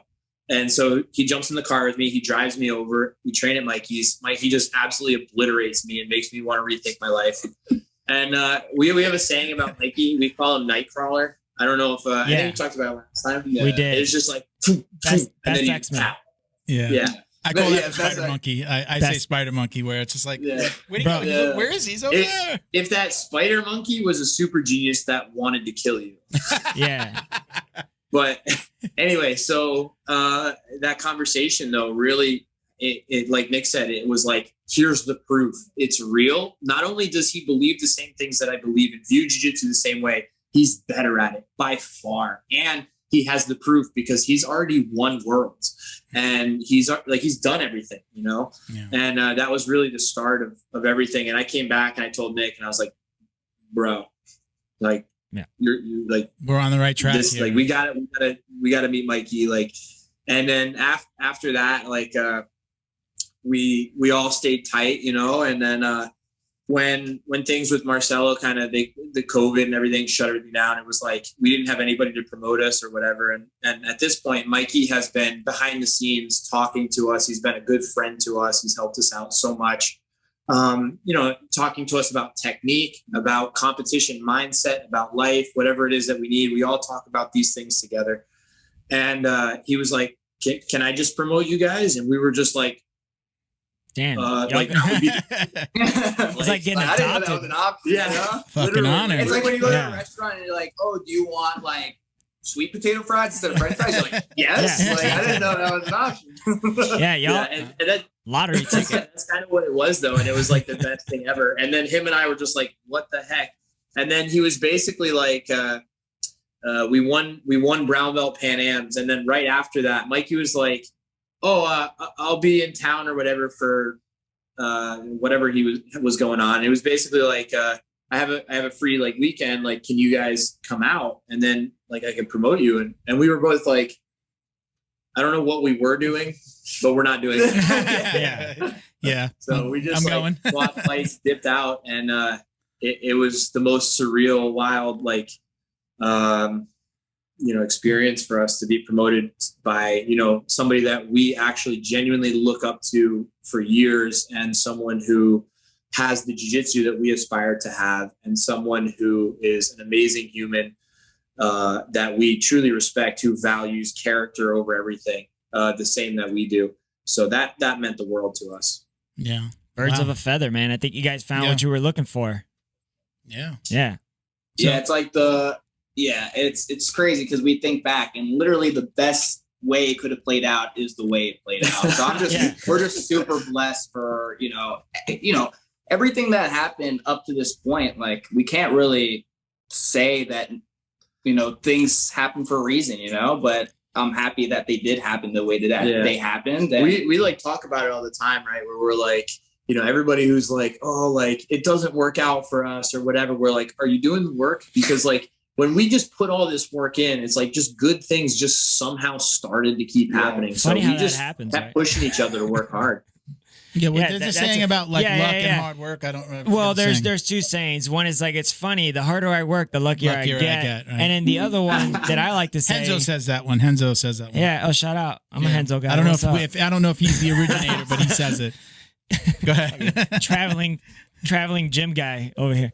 And the other one is luck is defined by opportunity meeting preparedness. Preparation. Or I think preparedness is a word too, right? Yeah. Or preparation, whatever. Yeah.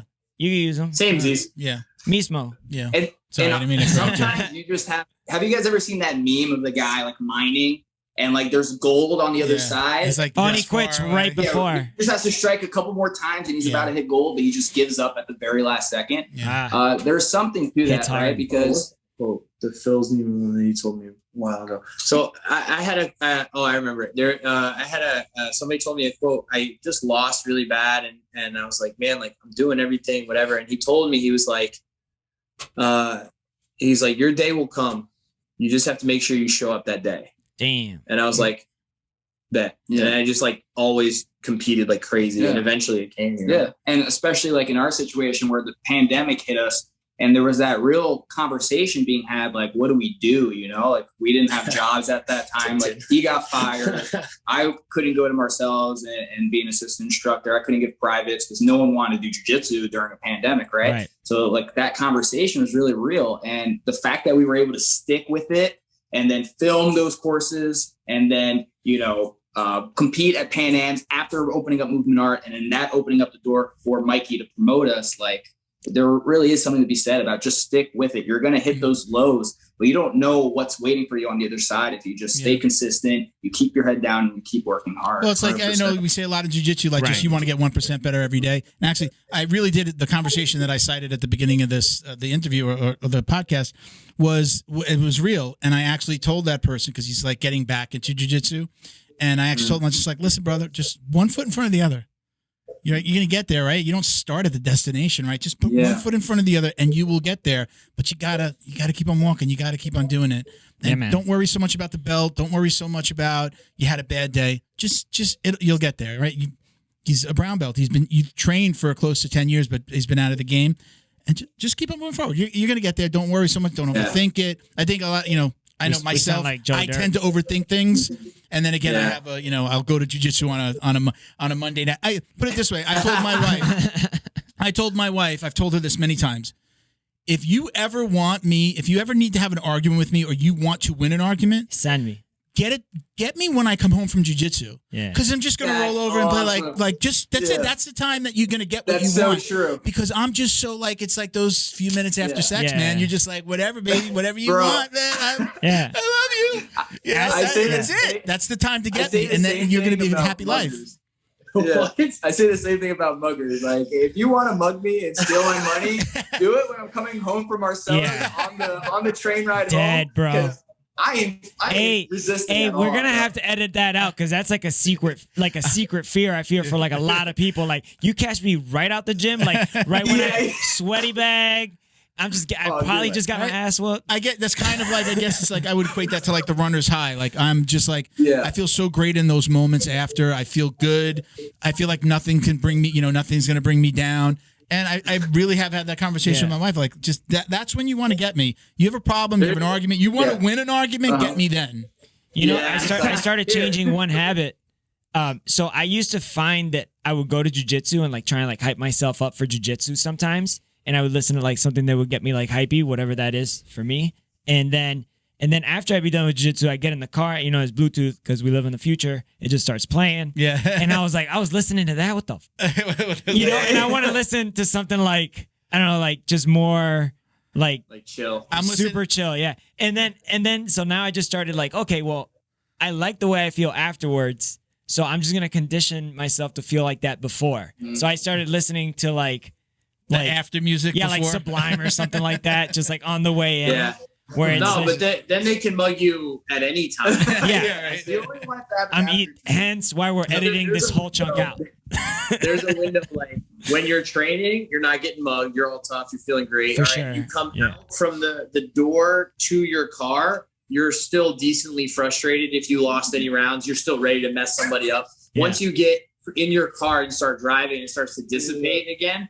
That's when you're really susceptible. But so I think like from the door to your car after jiu-jitsu, you're probably still okay. Because as soon as somebody grabs you, you're just going to be like, man, that guy passed my guard. And you're going to be like, you're going to be ready to go. Still on Dude, but I say that because there were so many situations on the train home where I did have people try to fight me or provoke, some response. He's got some stories, bro, that are hilarious. Is it because they knew that you trained, or they saw like you're in a gi or in a jiu-jitsu, or the ears, right? So something's bound to happen. But no, this would usually happen if I had my hoodie up or if I had like a beanie covering up my ears or something. But yeah, usually some crackhead, some hooligan is trying to mess with you, trying to provoke you. So yeah, those opportunities are funny because they're probably thinking, oh, this pussy, like he ain't gonna do anything. Exactly. Oh, look at him, he's really not doing anything. I'm just like, I'm in total bliss. I'm like, bro, I just trained 8 hours today. Like you have no idea, You gotta roll that beanie up. It's like the ADT sign, the ADT sign in front of the houses. They're like, security system by. So he literally wears a beanie and it's rolled up and his ears are showing. Deadliest catch. I've ever seen that wears a beanie with his ears showing. The only thing worse than a guy trying to fight you because your beanie is down is a dude that goes, yo, this guy's a badass. Everybody don't mess with this guy when your beanie is up. So I've had too many situations where I had like just some do drunk one? dude. So you hide your ears? Yeah, so I'm like, I don't want to talk about UFC, anything like that. Yeah. So, dude, that's too funny. I'm curious, now that you guys are gym owners, and let me say it this way. I know that I've had a lot of conversations with people that like, I've turned what was essentially a hobby into a business, right? And it's worked out well. We're doing well with the podcast. But a lot of people they say when you turn your hobby into your job or into a business, people have been scared that they would lose the passion, and then they lose that thing that caused them so much, joy. Yeah. Has anything changed for you now that you own a gym? Oh, dude, I love it more. Yeah. I feel like I love it more. Yeah.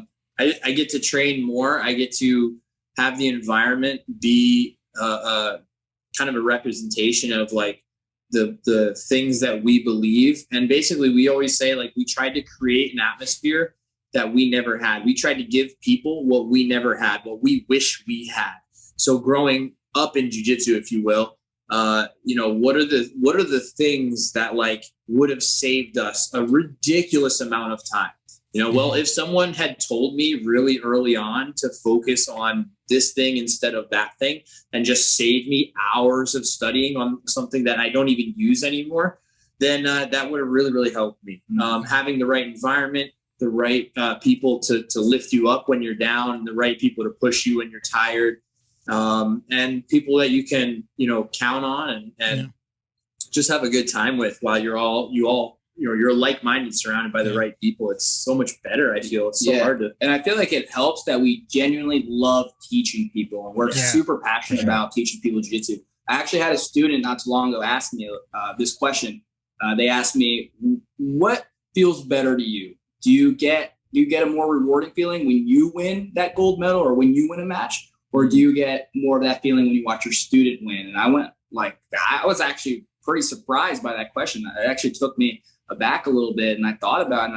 And to be honest, I think we would both agree with this. I get more of a feeling of, a happiness and satisfaction when I see my students succeed and when I see them win those matches and those tournaments that they worked so hard to win, And I think that's really what's going to contribute to the longevity of this sport. Like we talk about all the time, we can't compete forever. Yeah. There's a physical clock to what we do in jiu-jitsu, but the teaching and the coaching, that's something we can do forever.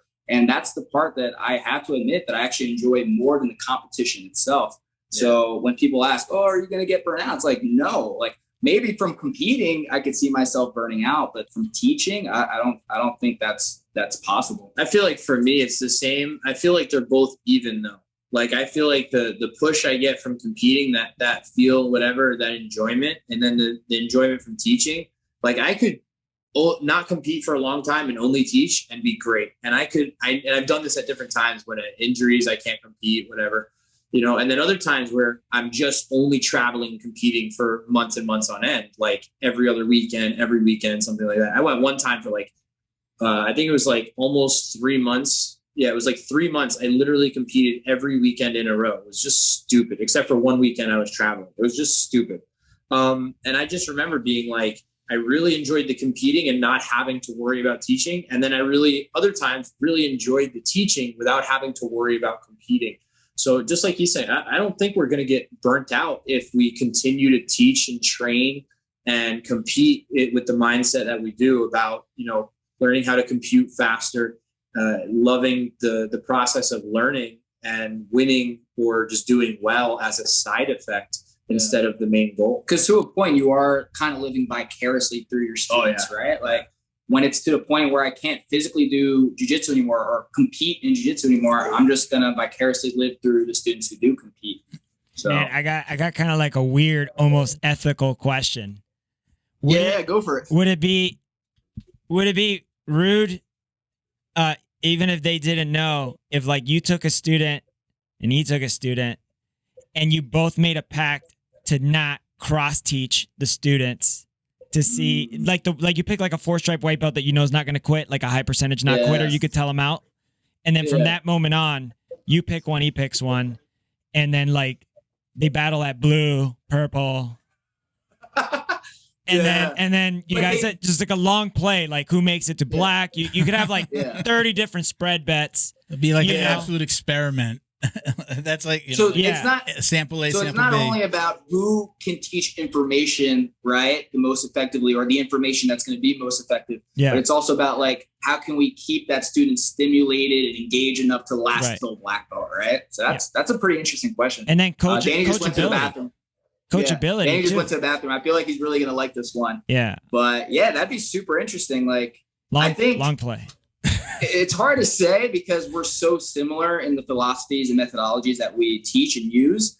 So I would imagine that it'd be really similar, the end product on both ends. I think it would really come down to, you're like, no. I think it would come down to other variables, who are we choosing to represent us, right? Yeah. Is he getting a more athletic, maybe you guys, learner? You're getting caught up in the details, man. You're picking a 3. It was I'm trying to lawyer myself out of this, bro. It was a joke. But it's you pick 4 similar 4-stripe white belts that have good staying potential. And then you make an agreement not to talk to each other, but coach those and not talk to each other's student and just coach them individually. And then you test them at each belt level against each other.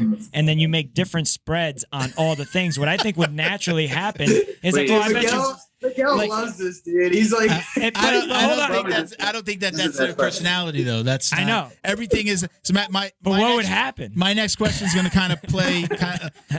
I think it'll make sense when I hear you guys talk. together and individually, you make or maybe it's not a conscious effort. Maybe it's just natural for you. You always say we won gold. We do it this way. Like it's never me.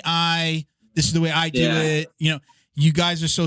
Is that conscious? Did you guys have a conversation about like when we go out there and talk about our jiu-jitsu, we're saying we or is it just is this natural and it was never discussed? I mean, I don't feel like it even crosses my mind. Like we literally do. Like the whole process has been done together, right? Like before Danny, I didn't have someone to bounce ideas off of or train full time with. Yeah. Like it's really hard to imagine a version of myself that's not only successful in jiu-jitsu, but is as good at jiu-jitsu without him. So I don't like, that's and then going back to Miguel's question, like it would be the same curriculum, like all the concepts and all the jiu-jitsu, like our jiu-jitsu is the same. Like maybe 4 white belts and 4 white belts. Yeah. So, and the way I would explain it is like, you know, I drill with him every day. So even if we're focusing on different things, like different aspects of jiu-jitsu, it all comes together in the end anyways. So it's science, right? And here's the thing. There's a fun, like a thought experiment that people can play where they say, like, imagine that all technology on Earth gets wiped out tomorrow and humanity survives, no problem. They're doing great. Obviously, technology is going to rebuild itself. Right. And science is going to become a thing again. And what's going to happen is everything that is scientifically proven can again be scientifically proven. And all of that will just simply regrow exactly the same because that's how it is. Right. And that's how we believe jiu-jitsu is it's just science. It's literally math. Right. And so it's just this plus this equals that. Drives in with the upper body. He's leading with the shoulders. You frame the shoulders. He can't drive in anymore. It'd be like that. Sometimes, you know, you don't think it'd be like that because they're really athletic or they're a wrestler or they're bigger or they're whatever. But the reality is, unless they can actually just crush your bones, in which case you have a much bigger problem. And I suggest just don't do jiu-jitsu with that person. They're not getting through. And this is something I talk to my mom about a lot. She's like, oh, like, do you think they're just going easy in this position or that position? And I'm like, all right, let's be honest here, okay? Unless they're going to go through your bone structure, if you're aligning your skeletal system in a certain way and you're framing the exact thing that they're driving forward with, in this case, their shoulders, where are they going to go? They have to stop driving with their shoulders and then go to the side or flop their knee on you, or they have to do something else. And then if you can just compute at that level, then you don't need the athleticism. Jiu-jitsu is the constant, and then people are the variable. Exactly. And the real variable within people, because we all have two arms, 2 legs, and sometimes a spine. You got that black belt in the wheelchair, the bodybuilder, black belt guy. That dude's gnarly. I knew he'd pull one out of somewhere. I'm not gonna lie though, like you can't leg lock somebody if they don't have a leg. So it's like jiu-jitsu. Okay, now that's a new variable. Jiu-jitsu itself could change, but then it's like as long as they have arms, legs, and a skeletal structure, this is the canvas that we're working on, and the rules of art are all exactly the same. Once the brush touches the paper, that's where the mark will be left. You know, there's very like perfect like rules to the physical realm that we all have to live by. And then within that, there's preference. I can prefer to shoot my shot and pass guard. I can prefer to pull guard and play guard. I can prefer to maybe go for the berimbolo and the back take, or I could prefer to just stand up and sweep, or, you know, whatever else. So it's like there's preference in that. And then that would be maybe like a style would be the most logical version of someone who prefers to pass. And then maybe the most logical version of somebody who prefers to play guard, and so on. But yeah, that's an amazing question. It's super fun. But like his students and my students would basically end up all having the same information. And then it's just like, maybe some of them would prefer to stay on top. Some would prefer to stay on bottom. And they would probably decide that based on certain attributes that they have, or fears or insecurities that they have. Someone who's maybe really got open hips and they're naturally more flexible, they might gravitate more towards guard, because when they make a mistake and they need to compensate with athleticism, that flexibility is going to save them. And then someone who's maybe a lot stronger on top, they can say, well, maybe if I don't do this pass sequence or whatever perfectly, I can always just like try to compensate with athleticism and just like smash really hard. And like, maybe I could get away with that. Guilty. So Miguel, you weren't here last episode. You weren't here last episode. We renamed the last segment of the show. Yeah. We used to call it a speed round. We're now calling it. I just leave one time. All this We're now happens? calling it the drill down. The what? The drill down. The drill down. The drill down. I'm glad I wasn't around when you made that up.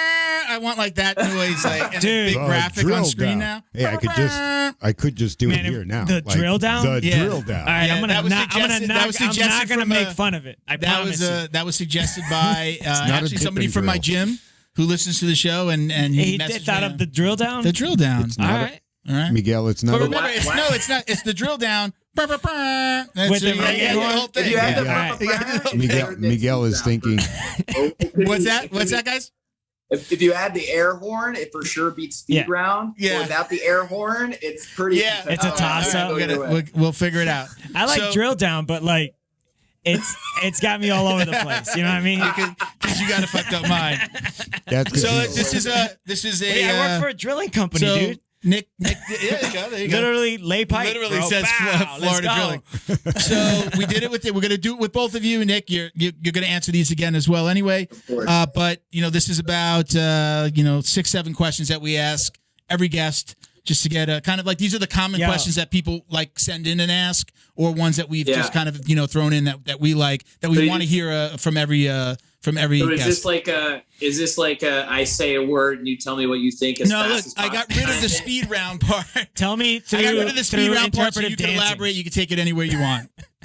Oh, okay. You know what would have been really cool? Take our time a little bit. Yeah. We're in no rush. That's How what many? I got rid of the speed round because I would tell everybody we call it the speed round, but please elaborate. It didn't make sense. No, that's totally fair. But like, I'm just curious, what's the pass fail margin? I don't want to get too many wrong. So No, these aren't right. There's no right or wrong. This is jiu-jitsu. You get a participation trophy. Okay. All right. It's like the kids class. You're like, any more questions? They're like, why is the sky blue? Why is fire hot? Why is water wet? It's like, bro. Yeah, why does pizza come in a square box in a circle and cut into triangles? Ooh. Yeah, look at Danny's face when he said that. Wait, so we got the right and wrong here. All right. So question number 1: preference: gi or no gi? Ooh, whatever. Oh, You damn. start. See? There it goes. This is why those white belts would be different. Bro, Cold War tactics. That's what I'm saying. I would just say, like, I love them both, but whatever one I feel like I'm learning more in at that moment. Sometimes I'm learning more in gi, sometimes I'm learning more in no gi. Damn. Okay, Nick.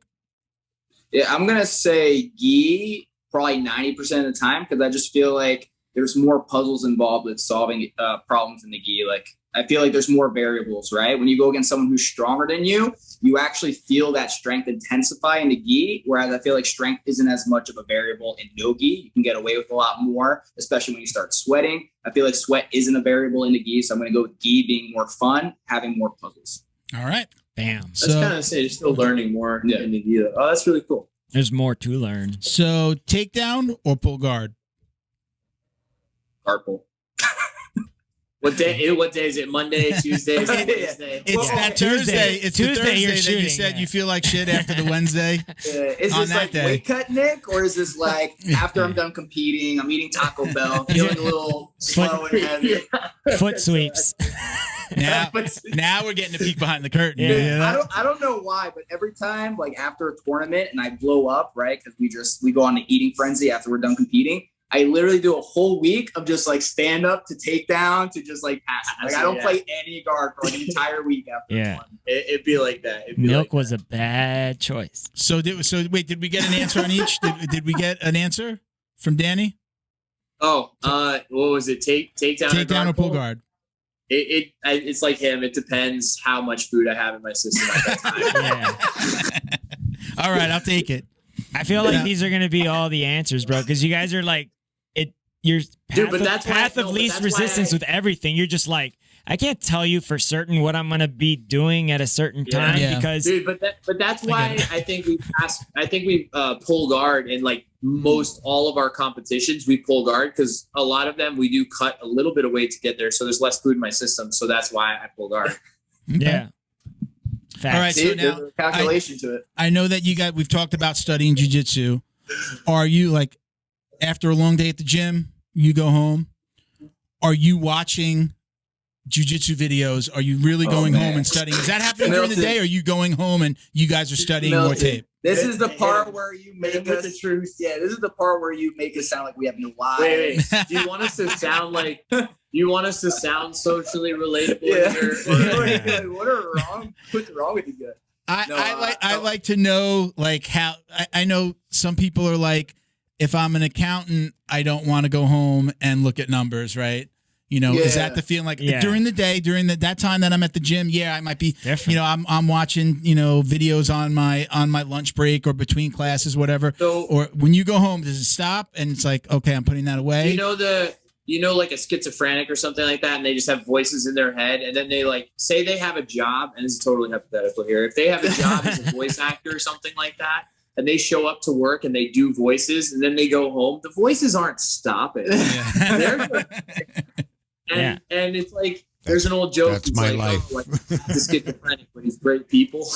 But it's like, but he's great people. Yeah, that's kind of how it be for us. I feel it's like we love jiu-jitsu, and then we come home from jiu-jitsu so that we can study more jiu-jitsu. I feel that. And I feel there's a lot of hats to be worn when you are involved in jiu-jitsu. I feel like the parts where we're teaching more and the parts where we're training more, I feel like I'm able to separate that in my brain from like the actual studying or the me time where I'm sitting down and actually learning or breaking down a position. So I feel like when I get home, I don't feel like studying like really interferes, or like the feeling of being burnt out from the physical training interferes with me wanting to be mentally engaged or to watch something and study something, if that makes sense. You guys are like chefs, man. Like, what about your physical training, like mobility, stretching? Like that's another hat you have to wear. You have to be your own like physical trainer. And that's the same thing. It's like, you know, people ask me, oh, do you stretch? Do you do mobility? I say, yes. They say, do you work out, lift weights? I say, yes. They say, do you study every day? I say, yes. Do you teach every day? Yes. Do you train and actually roll to students? I say, yes. Do you drill with Danny? I say, yes. You know, I have time for all these things in my day, but all those things are separate from each other. So when I'm doing mobility, I'm in love with mobility, and that's not going to interfere with me studying. That's not going to interfere with me teaching, because I feel like they're so different that my brain is able to compartmentalize them in a way where I can put my full attention to each of those tasks. And this is something that I do as well, basically exactly the same, but Nick really helped me with it. I used to multitask so much more. And, you know, he's really helped me, and, you know, my girlfriend's helped me with it as well a lot, of just like, hey, just get this thing done and then do this thing and then do this thing. And it's like you were saying, if you feel you have all this stuff, you get nothing done. So it's like, it's really cool to just be like, I do this thing, I get it done. And then what's the next thing? And then what's the next thing? And if you have that compartmentalized approach for your, say, what are you awake for like 16 hours or whatever it is? It's like, boom, then like that is your everything gets done. How do you eat an elephant? Yeah. One bite at a time. And then of course, just like, if you have a training session where you feel like a lot of mistakes were made, maybe you just weren't successful in a particular position, I honestly can't wait for that to get home and start studying and try to refresh my brain on some things that I wasn't able to execute during my rounds. But then it's annoying because you got to wait till the next day to go try it. Yeah. Man, so you're anxious about doing that. So that goes into my next question. Do you guys are both in relationships? Do your girlfriends train? Well,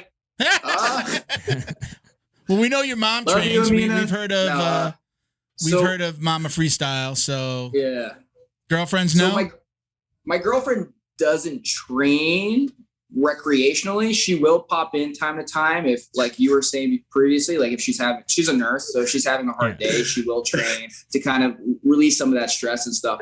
But she's also very like involved if I need something. So for example, if I need to drill something, she's open to the idea of me being like, hey babe, can you put on a gi real quick? You know, we'll be watching TV and something will come to my head. Yeah. I'll be like, babe, can you put a gi on real quick? And she'll let me brainstorm on her. So she's super supportive. and she's involved in jiu-jitsu in that way. So this is actually pretty funny. We were talking last night, and she was like, "Hey, did you finish watching the Mikey Musumeci podcast?" And I was like, "No, I'm like 10 minutes in. What do you mean? You watched it already?" She's like, "Yeah." And I'm like, "Oh my God." The Rogan podcast? Yeah, the Rogan. It was dope. So I watched so it. it's really, she's not directly involved in jiu-jitsu, but she's involved enough where I feel like she supports me and she's able to, help me out with a few things. She's also stupid good in certain positions that you can tell he's drilled way too much. Dude, she has the best bolo defense out of everyone. And people don't believe me when I say this, but imagine like this is before I met Danny. So imagine like you're trying to drill all these techniques, but you have no one to drill with. So I'm drilling with my girlfriend and I'm teaching her like, oh, go turn this way and frame my leg like this. She got go on both hands and just crawl backwards. So I'm teaching her how to beat the berimbolo. She doesn't know what jiu-jitsu is. She doesn't really train all that much, but she knows how to counter the berimbolo with each reaction. So she has one of the best berimbolo defense I've ever seen. It's actually hilarious because she wants to get it over with, so she learned how to do it right. Dude, I tried to bolo her. I feel like the two of us, they call us the Bolo Bros. We're pretty good at bolos. I think that's fair to say. I can bolo world-class jiu-jitsu athletes, but I can't bolo my girlfriend. Yeah, this man, dude, this man took Thiago Macedo's back in 10 seconds. He took AJ Agazarm's back in 5. Wifey's batting 1,000. He has a really hard time bowling. Dude, Danny would just do it. Danny would just watch me if I'm drilling with her in a corner and just see me fail and like become frustrated. And he'll just start cracking up. He's like, dude, I'm like, you want to try? He's I'm like, no. I'm like, I don't want to. It depends on the day. It's Thursday. I'm like, if it's a Thursday, I don't want to hate my life. So how about you, Danny? Your girlfriend? She just not involved with jiu-jitsu at all? No. She's super smart. She has a corporate job and she works her butt off, and she has her own goals and everything that she is very motivated in and works really hard towards those goals, very similar to the way that I do towards jiu-jitsu. And she's highly intelligent and a lot of fun, but she's tried it. She's the kind of person who's like, I'm not gonna say no, I'm not gonna do it until she'll try it, and then she'll make up her mind after that. So I have so much respect for her with that, but it's so funny because it's like she tried it and then she was like, oh, like it's cool, like she's like, it's kind of nerdy, it's fun, it's cool. But she's, I think maybe this is speculation for me, but so put off by the nasty, sweaty. That's my wife. Don't touch me. But I think it's like I'll tell you my wife's what, the same exact way. Yeah, but I'll tell you what, Danny's girlfriend, she's super observant. She watches class. So I feel like she knows a lot because she'll see like a situation where someone else is training and she'll be able to like tell like if what they're doing is legit jiu-jitsu or not. And there's been situations where she's like, that looks a little sketchy. We're like, yes, Kelly. It's super sketchy. So she knows enough where like she can distinguish between like legitimate jiu-jitsu or not. So it's pretty cool. It's so fun. There'll be times where I'll be annoyed by some reaction or something, or I'll see something online or whatever, and I'll just like I'll kind of gripe about it a little bit, and she's like, what are they even doing? Like, this doesn't even make any sense. She's like, I don't even train. This makes no sense to me. She goes, what does it do? And I'm like, it doesn't make sense to me either. Man, she's debunking. She must be like a mechanical engineer. My wife wants nothing to do with jiu-jitsu whatsoever. I always say don't share videos. She doesn't want to watch. She doesn't. She's good. It's good for you. Go ahead. I support you, but nothing. Doesn't want to step on the mat. I got her a gi. Tried to like, hey, we'll just at the house. We'll just play around. I'll show you some stuff. So you learn how to protect yourself. Nothing. She does kickboxing classes. That's what she likes. She likes it. She likes hitting the bag. She's doing some type of self-defense. I think that's for the best because I can't imagine like if I had a girlfriend that was as obsessed with jiu-jitsu as I am or as Danny is. Like I feel like too much. Go away. Mechanics cars, man. It's not healthy at that point. There's no way that goes because it's just going to be the most like competitive, toxic like relationship you could imagine. I would guess, And I've heard about people who have a high level of jiu-jitsu in their relationship. Like the both of them are high level competitors, and it's just kind of like I've heard stories that it just goes very south very quickly. Yeah. Yeah. Oh yeah. I don't know if like some people, I mean, I guess you kind of get over it, but if I had to watch my wife gets smashed by, if she was rolling with a guy that I roll with, like getting smashed by a guy, I don't know if that would be upsetting to me. Yeah. Right? To everybody. Yeah. Like, especially like, she had somebody if it was like sitting on her head, like the grabbing dick, a Kimura, like the dick dude. Like the dude who's I'd a dick get your balls off my wife's head, Yeah. I don't. No north south. It would bother me. Yeah. But I've seen that. Like, I've seen situations where, like, the girlfriend or wife will get injured in a round with someone else, and then the black belt boyfriend's like, "Oh, yeah, you want to roll?" And then it's like, "Oh, guys, that's so dumb." Yeah. No, yeah. I joke about the support, but I'm glad that I wouldn't mind if she learned. And my school actually has a really good female only program now, where the females can just roll with the females. So I do like that, but I'm kind of glad that she has her own thing, and she. Yeah. Until she found kickboxing, I jokingly call it dance fighting because it's just like kind of like exercising in the bed. Yeah, it's cardio kickboxing. Yeah, like an I Love Kickboxing style. They're better than that. They have like a lot of different programs. They work with like the elderly, with Alzheimer's, and they do weight training, and so they do other stuff. So it's not like that. But I joke with her. I tell her it's dance fighting. Yeah. But I'm glad until she found that she didn't understand my obsession with jiu-jitsu. Yeah. I was 6 days a week, 2 hours a day when I first started. Monday through Saturday, open mats at other gyms. They'd come to us. We'd go to them. We had a sister gym, and she was just like, some days I'd have to open and be there for 4 or 5 hours. I'd have to help out the coach. It was a small gym, and she'd be like, I'd come home. She'd be like, really? 5 hours? You got out of work? Yeah. At 5, went to train at 5:30. It's 10:30, 11 o'clock. Really? She just looked at me like, really? You need to do this much jiu-jitsu? And then she found kickboxing, and it was never an issue again. I also stopped training that long because I had to hear her. Plus, I was getting older. But I do now that she has that, she understands it and goes, okay, I get it. You ever been around your wife during a time period where you couldn't train? I feel like that's when they really realize the importance of training. Like over vacation, I'm like starting to drill stuff. I'm like, girlfriend, I'm starting to practice chokes. She's like, you know what? Go to just leave. Just for go. Real. Well, they learn real quick. She knows. Again, Monday was a perfect example. I told her, she's like, it's Monday. She's like, you're going to jiu-jitsu? She knows my days. And I said, I had a really hard day. I'm staring at everything here. I'm getting nothing done because I'm just staring at, I can't figure out what the next thing is to do. I need a reset. I told her, I need a reset. I've got to restart this because this isn't working. Yeah. I came back, and it was just like, I feel like a new person. I was a different person than when I left. So she gets that, and she knows. And I've been hurt. I've had groin injury. I've blown out my knee before the pandemic. Weight training is what kind of got me through because it's the closest that I can get to that, that stress relief, that, kind of putting it's not the same. It's not the same as, literally trying to kill somebody, somebody's trying to kill you, you're trying to kill them. Yeah. But I can get close to that with, getting in some cardio or lifting some weights. So I'm right now I'm hurt. I'm like training once a week just to get in there. And then the rest of the week is weight training. Can I give you a hack? I just did this on vacation. So I went to a family wedding. I didn't tell anybody. I just told myself, nobody's getting an underhook on me. For real. All hugs, whatever interaction I had, even dancing on the dance floor with in-laws, whatever. No I would even gently pummel, No underhooks. Funny. Why does Miguel always go under my arms on hugs? Yeah, because weird. 2 points, porra. Wait, is that not normal? Yeah, exactly. Always fight for underhooks, right? I could see you hugging the guys and why is he I'm genuinely curious. I just imagine Miguel goes to hug someone and he just lets them hug their head. So it's okay.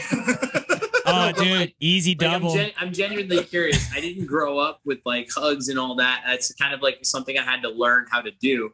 Yeah. But is that the unders is not a hug? Is it over under? It's got to be over under. I think usually. Do it. You get double if you go double unders on me, I'm just hugging your head. Yeah, it's weird. Yeah, that's the quick hug where you're just hey. It depends on size of the person too. The side hug. The side hug. It's usually an over under.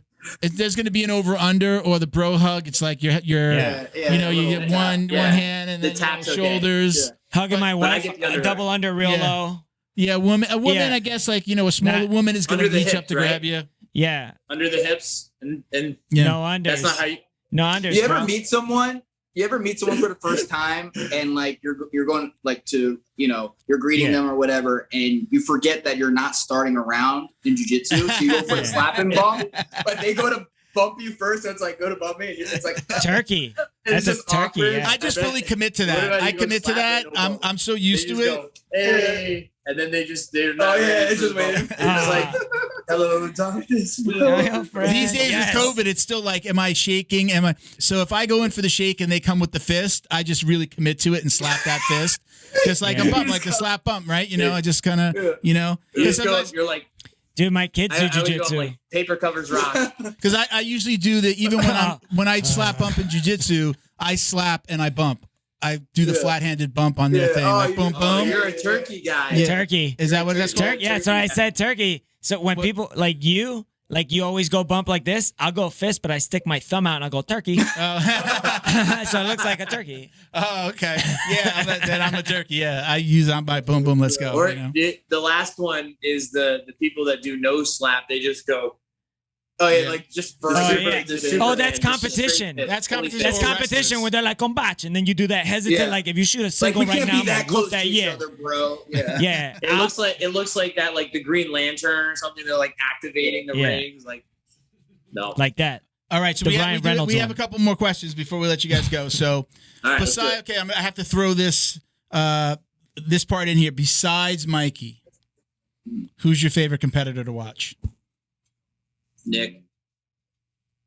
Damn, bro, you can't eat that. Say he let me eat your answer. Come on, I love you. Really? I love you That's too. good. That's good stuff. That's good stuff. No, like true story though. Like when we're talking about actually studying people, like there's people who I study. We study everybody. We watch everybody. We'll be watching purple belt matches from Worlds 4 years ago. We watch everything. But the people who I watch and I just go, oh my God, I wish my jiu-jitsu looked like that. It's Mikey and it's Nick. Yeah, wow. That's basically it. Like when on the conversation about getting home and studying, one of my favorite pastimes is, because we have the security cameras at the school, is literally like scrubbing through Are we allowed to say that? Or? Yeah, I scrub through. They're not hidden cameras. Yeah. No, they're not hidden. I've always wondered that.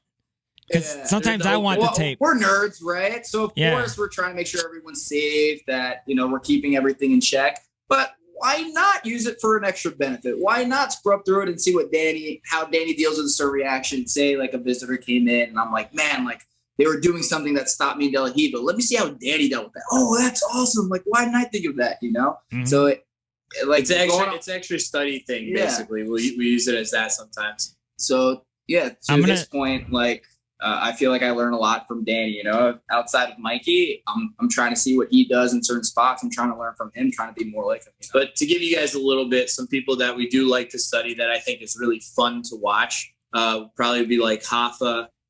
He's really fun to watch. Tynan, the young guns coming up are super fun. Sick. Gordon Ryan is a big one. Gordon he's pretty good. He's okay. He's okay. No, Gordon, he's going places. His body, I have to say, like, out of everyone right now, I feel like Gordon has one of the best body positions, right? Like, not that he's doing anything crazy different, right? He definitely has some details that has really changed the passing game. But I think more than anything is his body positioning is so superior to everyone else, right? He's able to go to like what looks like a regular half guard, but he's able to project so much more weight and be so much more dominant because of how he's positioning his head, how he's positioning his spine, where he's blading his upper body, where he's framing with his lower body. So like all these little things he's doing blanket jiu-jitsu that he has. It's like, exactly. What's that movie, Austin Powers, when he's in the steamroller in the hallway and he's trying to like do like 1,000-point turn to get out of there or whatever? Like, like that. Way out. Gordon Ryan's the hallway. Yeah. Yeah. You can't get out. You can't. Predictions on the Galvao fight? What are you guys thinking? I'm gonna have to go with Gordon. I feel like he has a lot of momentum. He's been more active. I feel like it's a no-brainer, but I think it depends on the amount of engagement on both ends, right? Like Andre Galvão can go in there and be like, all right, let's do who has the best jiu-jitsu, and I think it'll be a fun match. Or he could go in there and be like, all right, let me see how I can make it look like I'm engaging, but I'm not really engaging. Let me see if I can stall out. Let me see if I can, it depends on the strategy, of course. But Danny? I'm going to have to go with Gordon. Yeah, I'm going to go with Gordon too. Just from a jiu-jitsu nerd standpoint, I feel like watching how they deal with certain reactions and then how they move, I just feel like Gordon has the edge for sure. I also feel like he's bigger.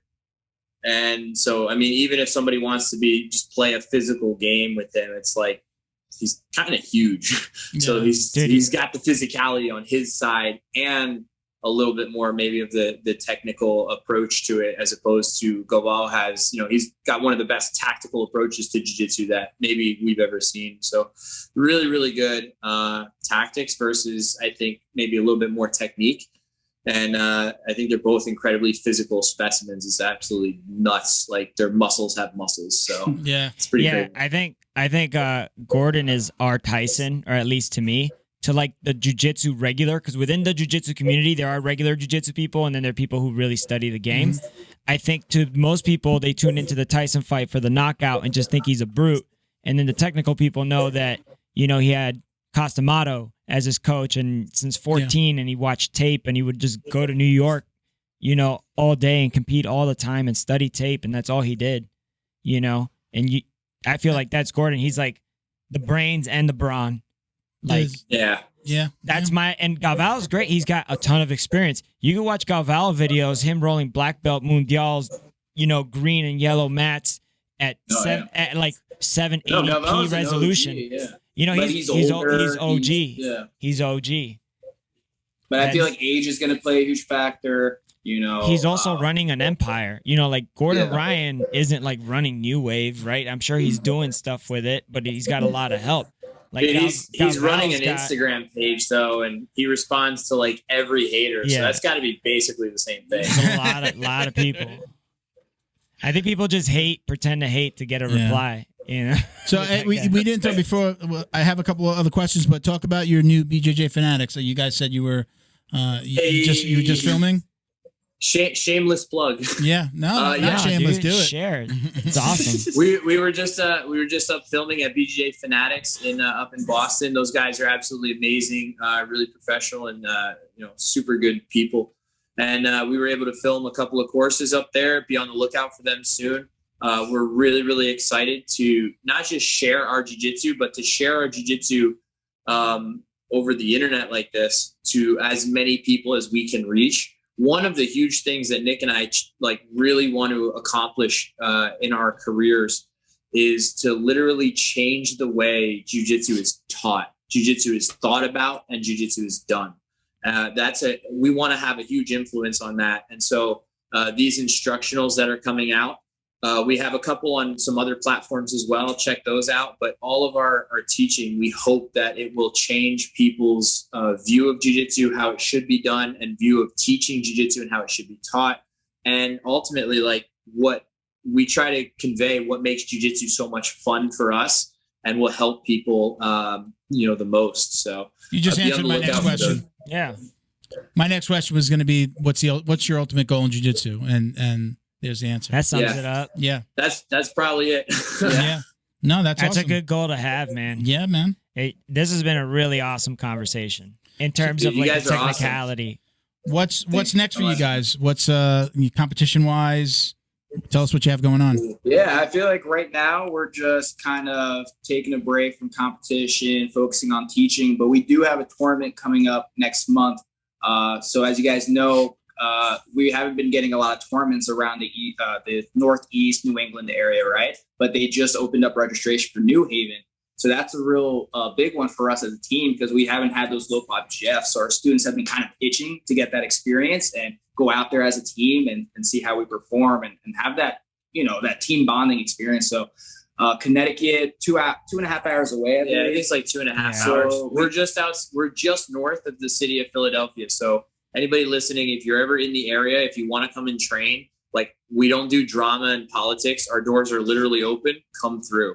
Yeah. But yeah, like I was saying, we kind of amassed a small team to take over there to Connecticut. So I'm excited to, see our students compete, get out there, get out of their comfort zone, see their jiu-jitsu, see how it plays out in a competitive setting because some of the students are competing for the first time and they're a little nervous, but we're reassuring them that it's okay. Don't focus on winning, focus on showing as much jiu-jitsu as possible. And then, for certain, you're going to have fun if you look at it that way. So we're really excited to go out there with the team, put on a show, hopefully win that team trophy. So that's probably the biggest thing in the horizon. Yeah. For us. So, don't forget to game the system and speak Portuguese to the ref. Oh yeah, for sure. Everyone's Brazilian on our team. Yeah, exactly. We're all Brazilian. Yeah. Even if their name is Paul Smith. Paulinho Smith. Paulinho. Canceled. Smitch. I'm allowed to do that because my parents are Brazilian. So. There you go. It's so funny in the gym. We're always joking, and like everybody has a nickname in the gym, like for the most part. And there's a Paulinho, there's a Paulinho. Everybody's got a nickname. Yeah, that's good. That's thinking about the whole game. That's big brain stuff right there. Before we ask you our very last question, That's not checkers. I want to give you guys a second to shout out any sponsors. You want to say hello to anybody? This is your time. You got any sponsors? Roll Union? I would just say, come train at Movement Art. That would be the coolest thing. We love having visitors come through. We love, training with people from all over and talking to them. It's always a really, really good time. So I would put Movement Art as literally our first sponsor because that's, our career and job and everything. But come and visit for sure. We got movementart.online where, people can watch our classes and stuff like that. If you want to get a little vibe of the gym as well. Definitely come through and check that out. Come train with us. We're very accessible. Roll Union is a great company. They make a lot of really, really cool stuff that I really actually enjoy competing in. And I basically was just like, hey, I like your stuff. And I'd love to help you guys out as a company. They're a small company that's just growing. But they're really good people and I really love their gear. So I figured, hey, I'm not trying to sell out on some big company if I don't like their stuff. So I refuse to wear anything if I don't really like it. They've been really cool. And then my Instagram is at Danny Freestyle, but the L is a 1 because the L was taken. You can hit me up on there, message me, and I'll respond. And Nick, what's yours? Yeah, so shout out to Moya Brand for supplying me with some of the dopest gis. I do have to give them a shout out because, for a long time before opening up Movement Art, I was in a situation where I couldn't afford to buy my own gis. So I'm super fortunate to have them. They supplied me with everything I needed to get to training, to compete with. And so without them, that would have been really tough. But like Danny had said, we have Movement Art Online. We try to update the database week to week. So make sure to check it out. Or posting up new videos soon on passing and berimbolo. So make sure you don't miss out on that. And YouTube. We have a YouTube page, Movement Art. Everything is Movement Art. So type it into the search bar and you'll see all the content that we're putting out there.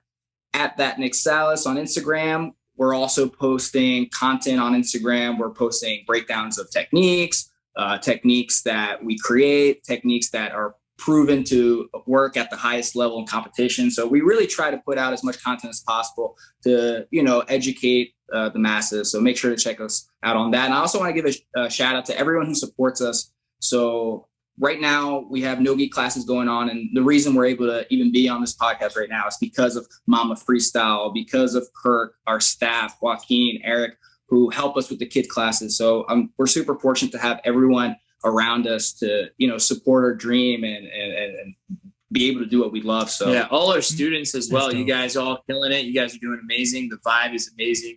And I would just shout out all our students and everybody that supports us online. Just like Nick is saying, thank you guys so much. And shout out to the girlfriends and the girlfriends. Can't forget about them. Can't take her back. Yeah. You want to hit him with the last question? Yeah. You know it. Yeah. Do you or do you not wash your jiu-jitsu belt? Oh my God. Not as regularly as I should. Yeah. You knew what you were This asking. is like a traditional thing though too. Okay. So traditionally people didn't used to brush their teeth. We stopped getting away from that tradition because it's stupid. I don't know if allowing, staph and MRSA and ringworm fester and grow on your belt is a good idea. You're kind of a degenerate. I feel like if you allow those things to get on your skin or someone else's skin when you could just wash it and it could be clean. Shots fired. So I think that makes the most sense. But I understand that's a very controversial. There is tradition. And we do have like lots of black belts. So we do have tons of different belts in the rotation. So it's not like, if you see us with a black belt on, chances are it's a different black belt each day, each class. So Nick, I forgot how you answered this last time. I feel like he might be a non-belt washer, as he says he's got lots of belts. Yeah. Yeah. I feel like one of those belts, say his Monday belt, right? His Monday belt, don't touch that on Friday. Look, the fact of the matter is, you're gonna be hard pressed to find someone who is gonna wash their belt in between classes, right? They have morning class and night class, so chances are they're either wearing a new belt, right? Which is our case. We have lots of black belts, so we're always picking up a new one, putting it around our waist. Or they're wearing the same belt, right? So sorry to shatter everyone's hopes and dreams, but your instructor most likely is wearing the same belt they wore that morning to the night class. So. Or they have this weird suspicion that if you wash your belt, you magically lose all your skills. Duh. And you don't have any more information, which doesn't really make any sense. Did you hear Miguel? Duh, of course you do. Everybody knows that. I just don't believe that. I just don't believe if I wash my belt, I lose all my skills. The juju. I do believe that ringworm and staph and MRSA are real, since it almost killed me before and I was in the hospital for 4 days. Not a fun time. I washed my belt. There you go. Way lesser problem. I think somebody gave me something, bro. You got a little ringworm under your nose? Stay over there. Don't come too close. Bro, listen, guys, thank you so much for doing this again. Don't disconnect. We're going to come by the screen and take some pictures after we let you go. But hang out. Thank you so much for coming back on again, so much, Nick, guys. And Danny. You're welcome to leave Nick out next time, and we'll have you come on in the future by yourself. Pleasure, we can get your honest opinions about him next time. He asked him to say, so who do you watch outside of Mikey? He's Nick, not Nick. Thank you guys so much for having us on. This is hella fun. You guys are amazing, and we love what you guys are doing, both for jiu-jitsu and just everybody in general. Is really, really cool. That means it's a such lot. Cool you guys are doing. So thank you, man. We appreciate that. Take care, guys. Thank you. Neutral Zone is Combat family owned, so they know you need to keep yourself and your equipment clean. They created Neutral Zone Clean wipes and sprays for just that purpose. Neutral Zone products are formulated to reduce the risk of bacterial and fungal infections. Whatever's making you sweat, weight training, rolling on the mats, yard work, or just working around the house, Neutral Zone Clean wipes and sprays can make you feel and smell refreshed. Use code JJD to get 15% off your online order at neutralzoneclean.com. While you're there, sign up for their newsletter to receive the latest info and updates on product launches like their new shower gel and soap bar coming soon. Are you Neutral Zone Clean? Jiu-Jitsu's favorite monthly subscription box has now joined the Jiu Jitsu Dummies Podcast.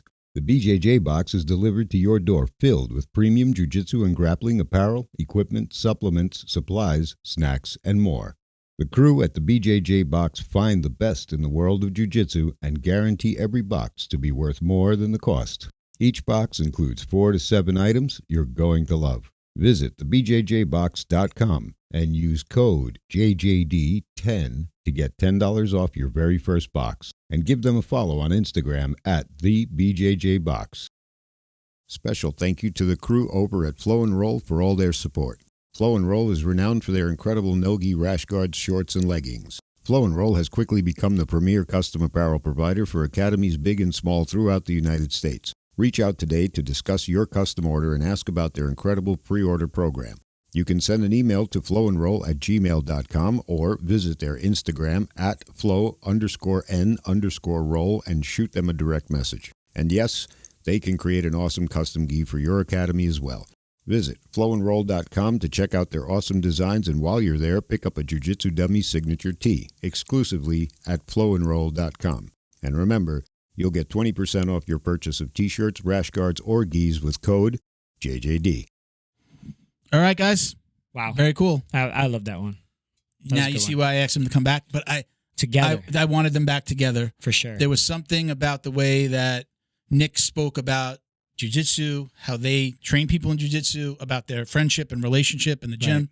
Right. I felt that I wanted to see them together. I wanted to see that dynamic, and I think I was right. I think everybody got it. Yeah. I think they summed up the jiu-jitsu experience from behind the curtain to maybe who's somebody who's more analytical about how they feel about jiu-jitsu. I think more and more people are going to start thinking that way and realizing that. I think more people think that way and they don't even know they thought that way. Or that other people, that people think that way. Yeah. Yeah. I agree.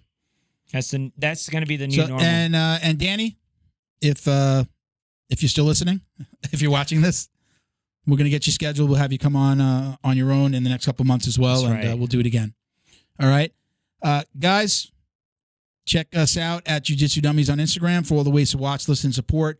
Don't forget to like, comment, and subscribe wherever you're listening, whether it's on the podcast, the audio, help the show on your out. favorite app, or on YouTube. Click the bell. Yeah, the bell. There you go. Whatever you got. Click the bell. Subscribe, please. It helps us out. If you like what we're doing, if you don't click the bell. Or click the bell anyway. Yeah.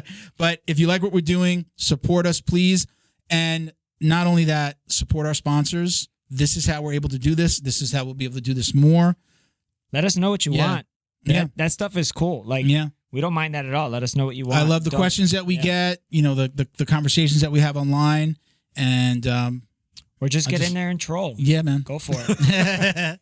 Where's the haters? Where's the haters? I don't want haters. I want trolls. You could check me out at Uncle Milty BJJ on Instagram. That's cool. You can check me out at JJD I left out the at. You DJJ. using the at now, you bastard? I finally dropped it. I dropped the at. Did I just drop it out? Did I just drop the at and you didn't drop? Now you're using the at? Maybe. All right. Mind games. Reindeer games. What's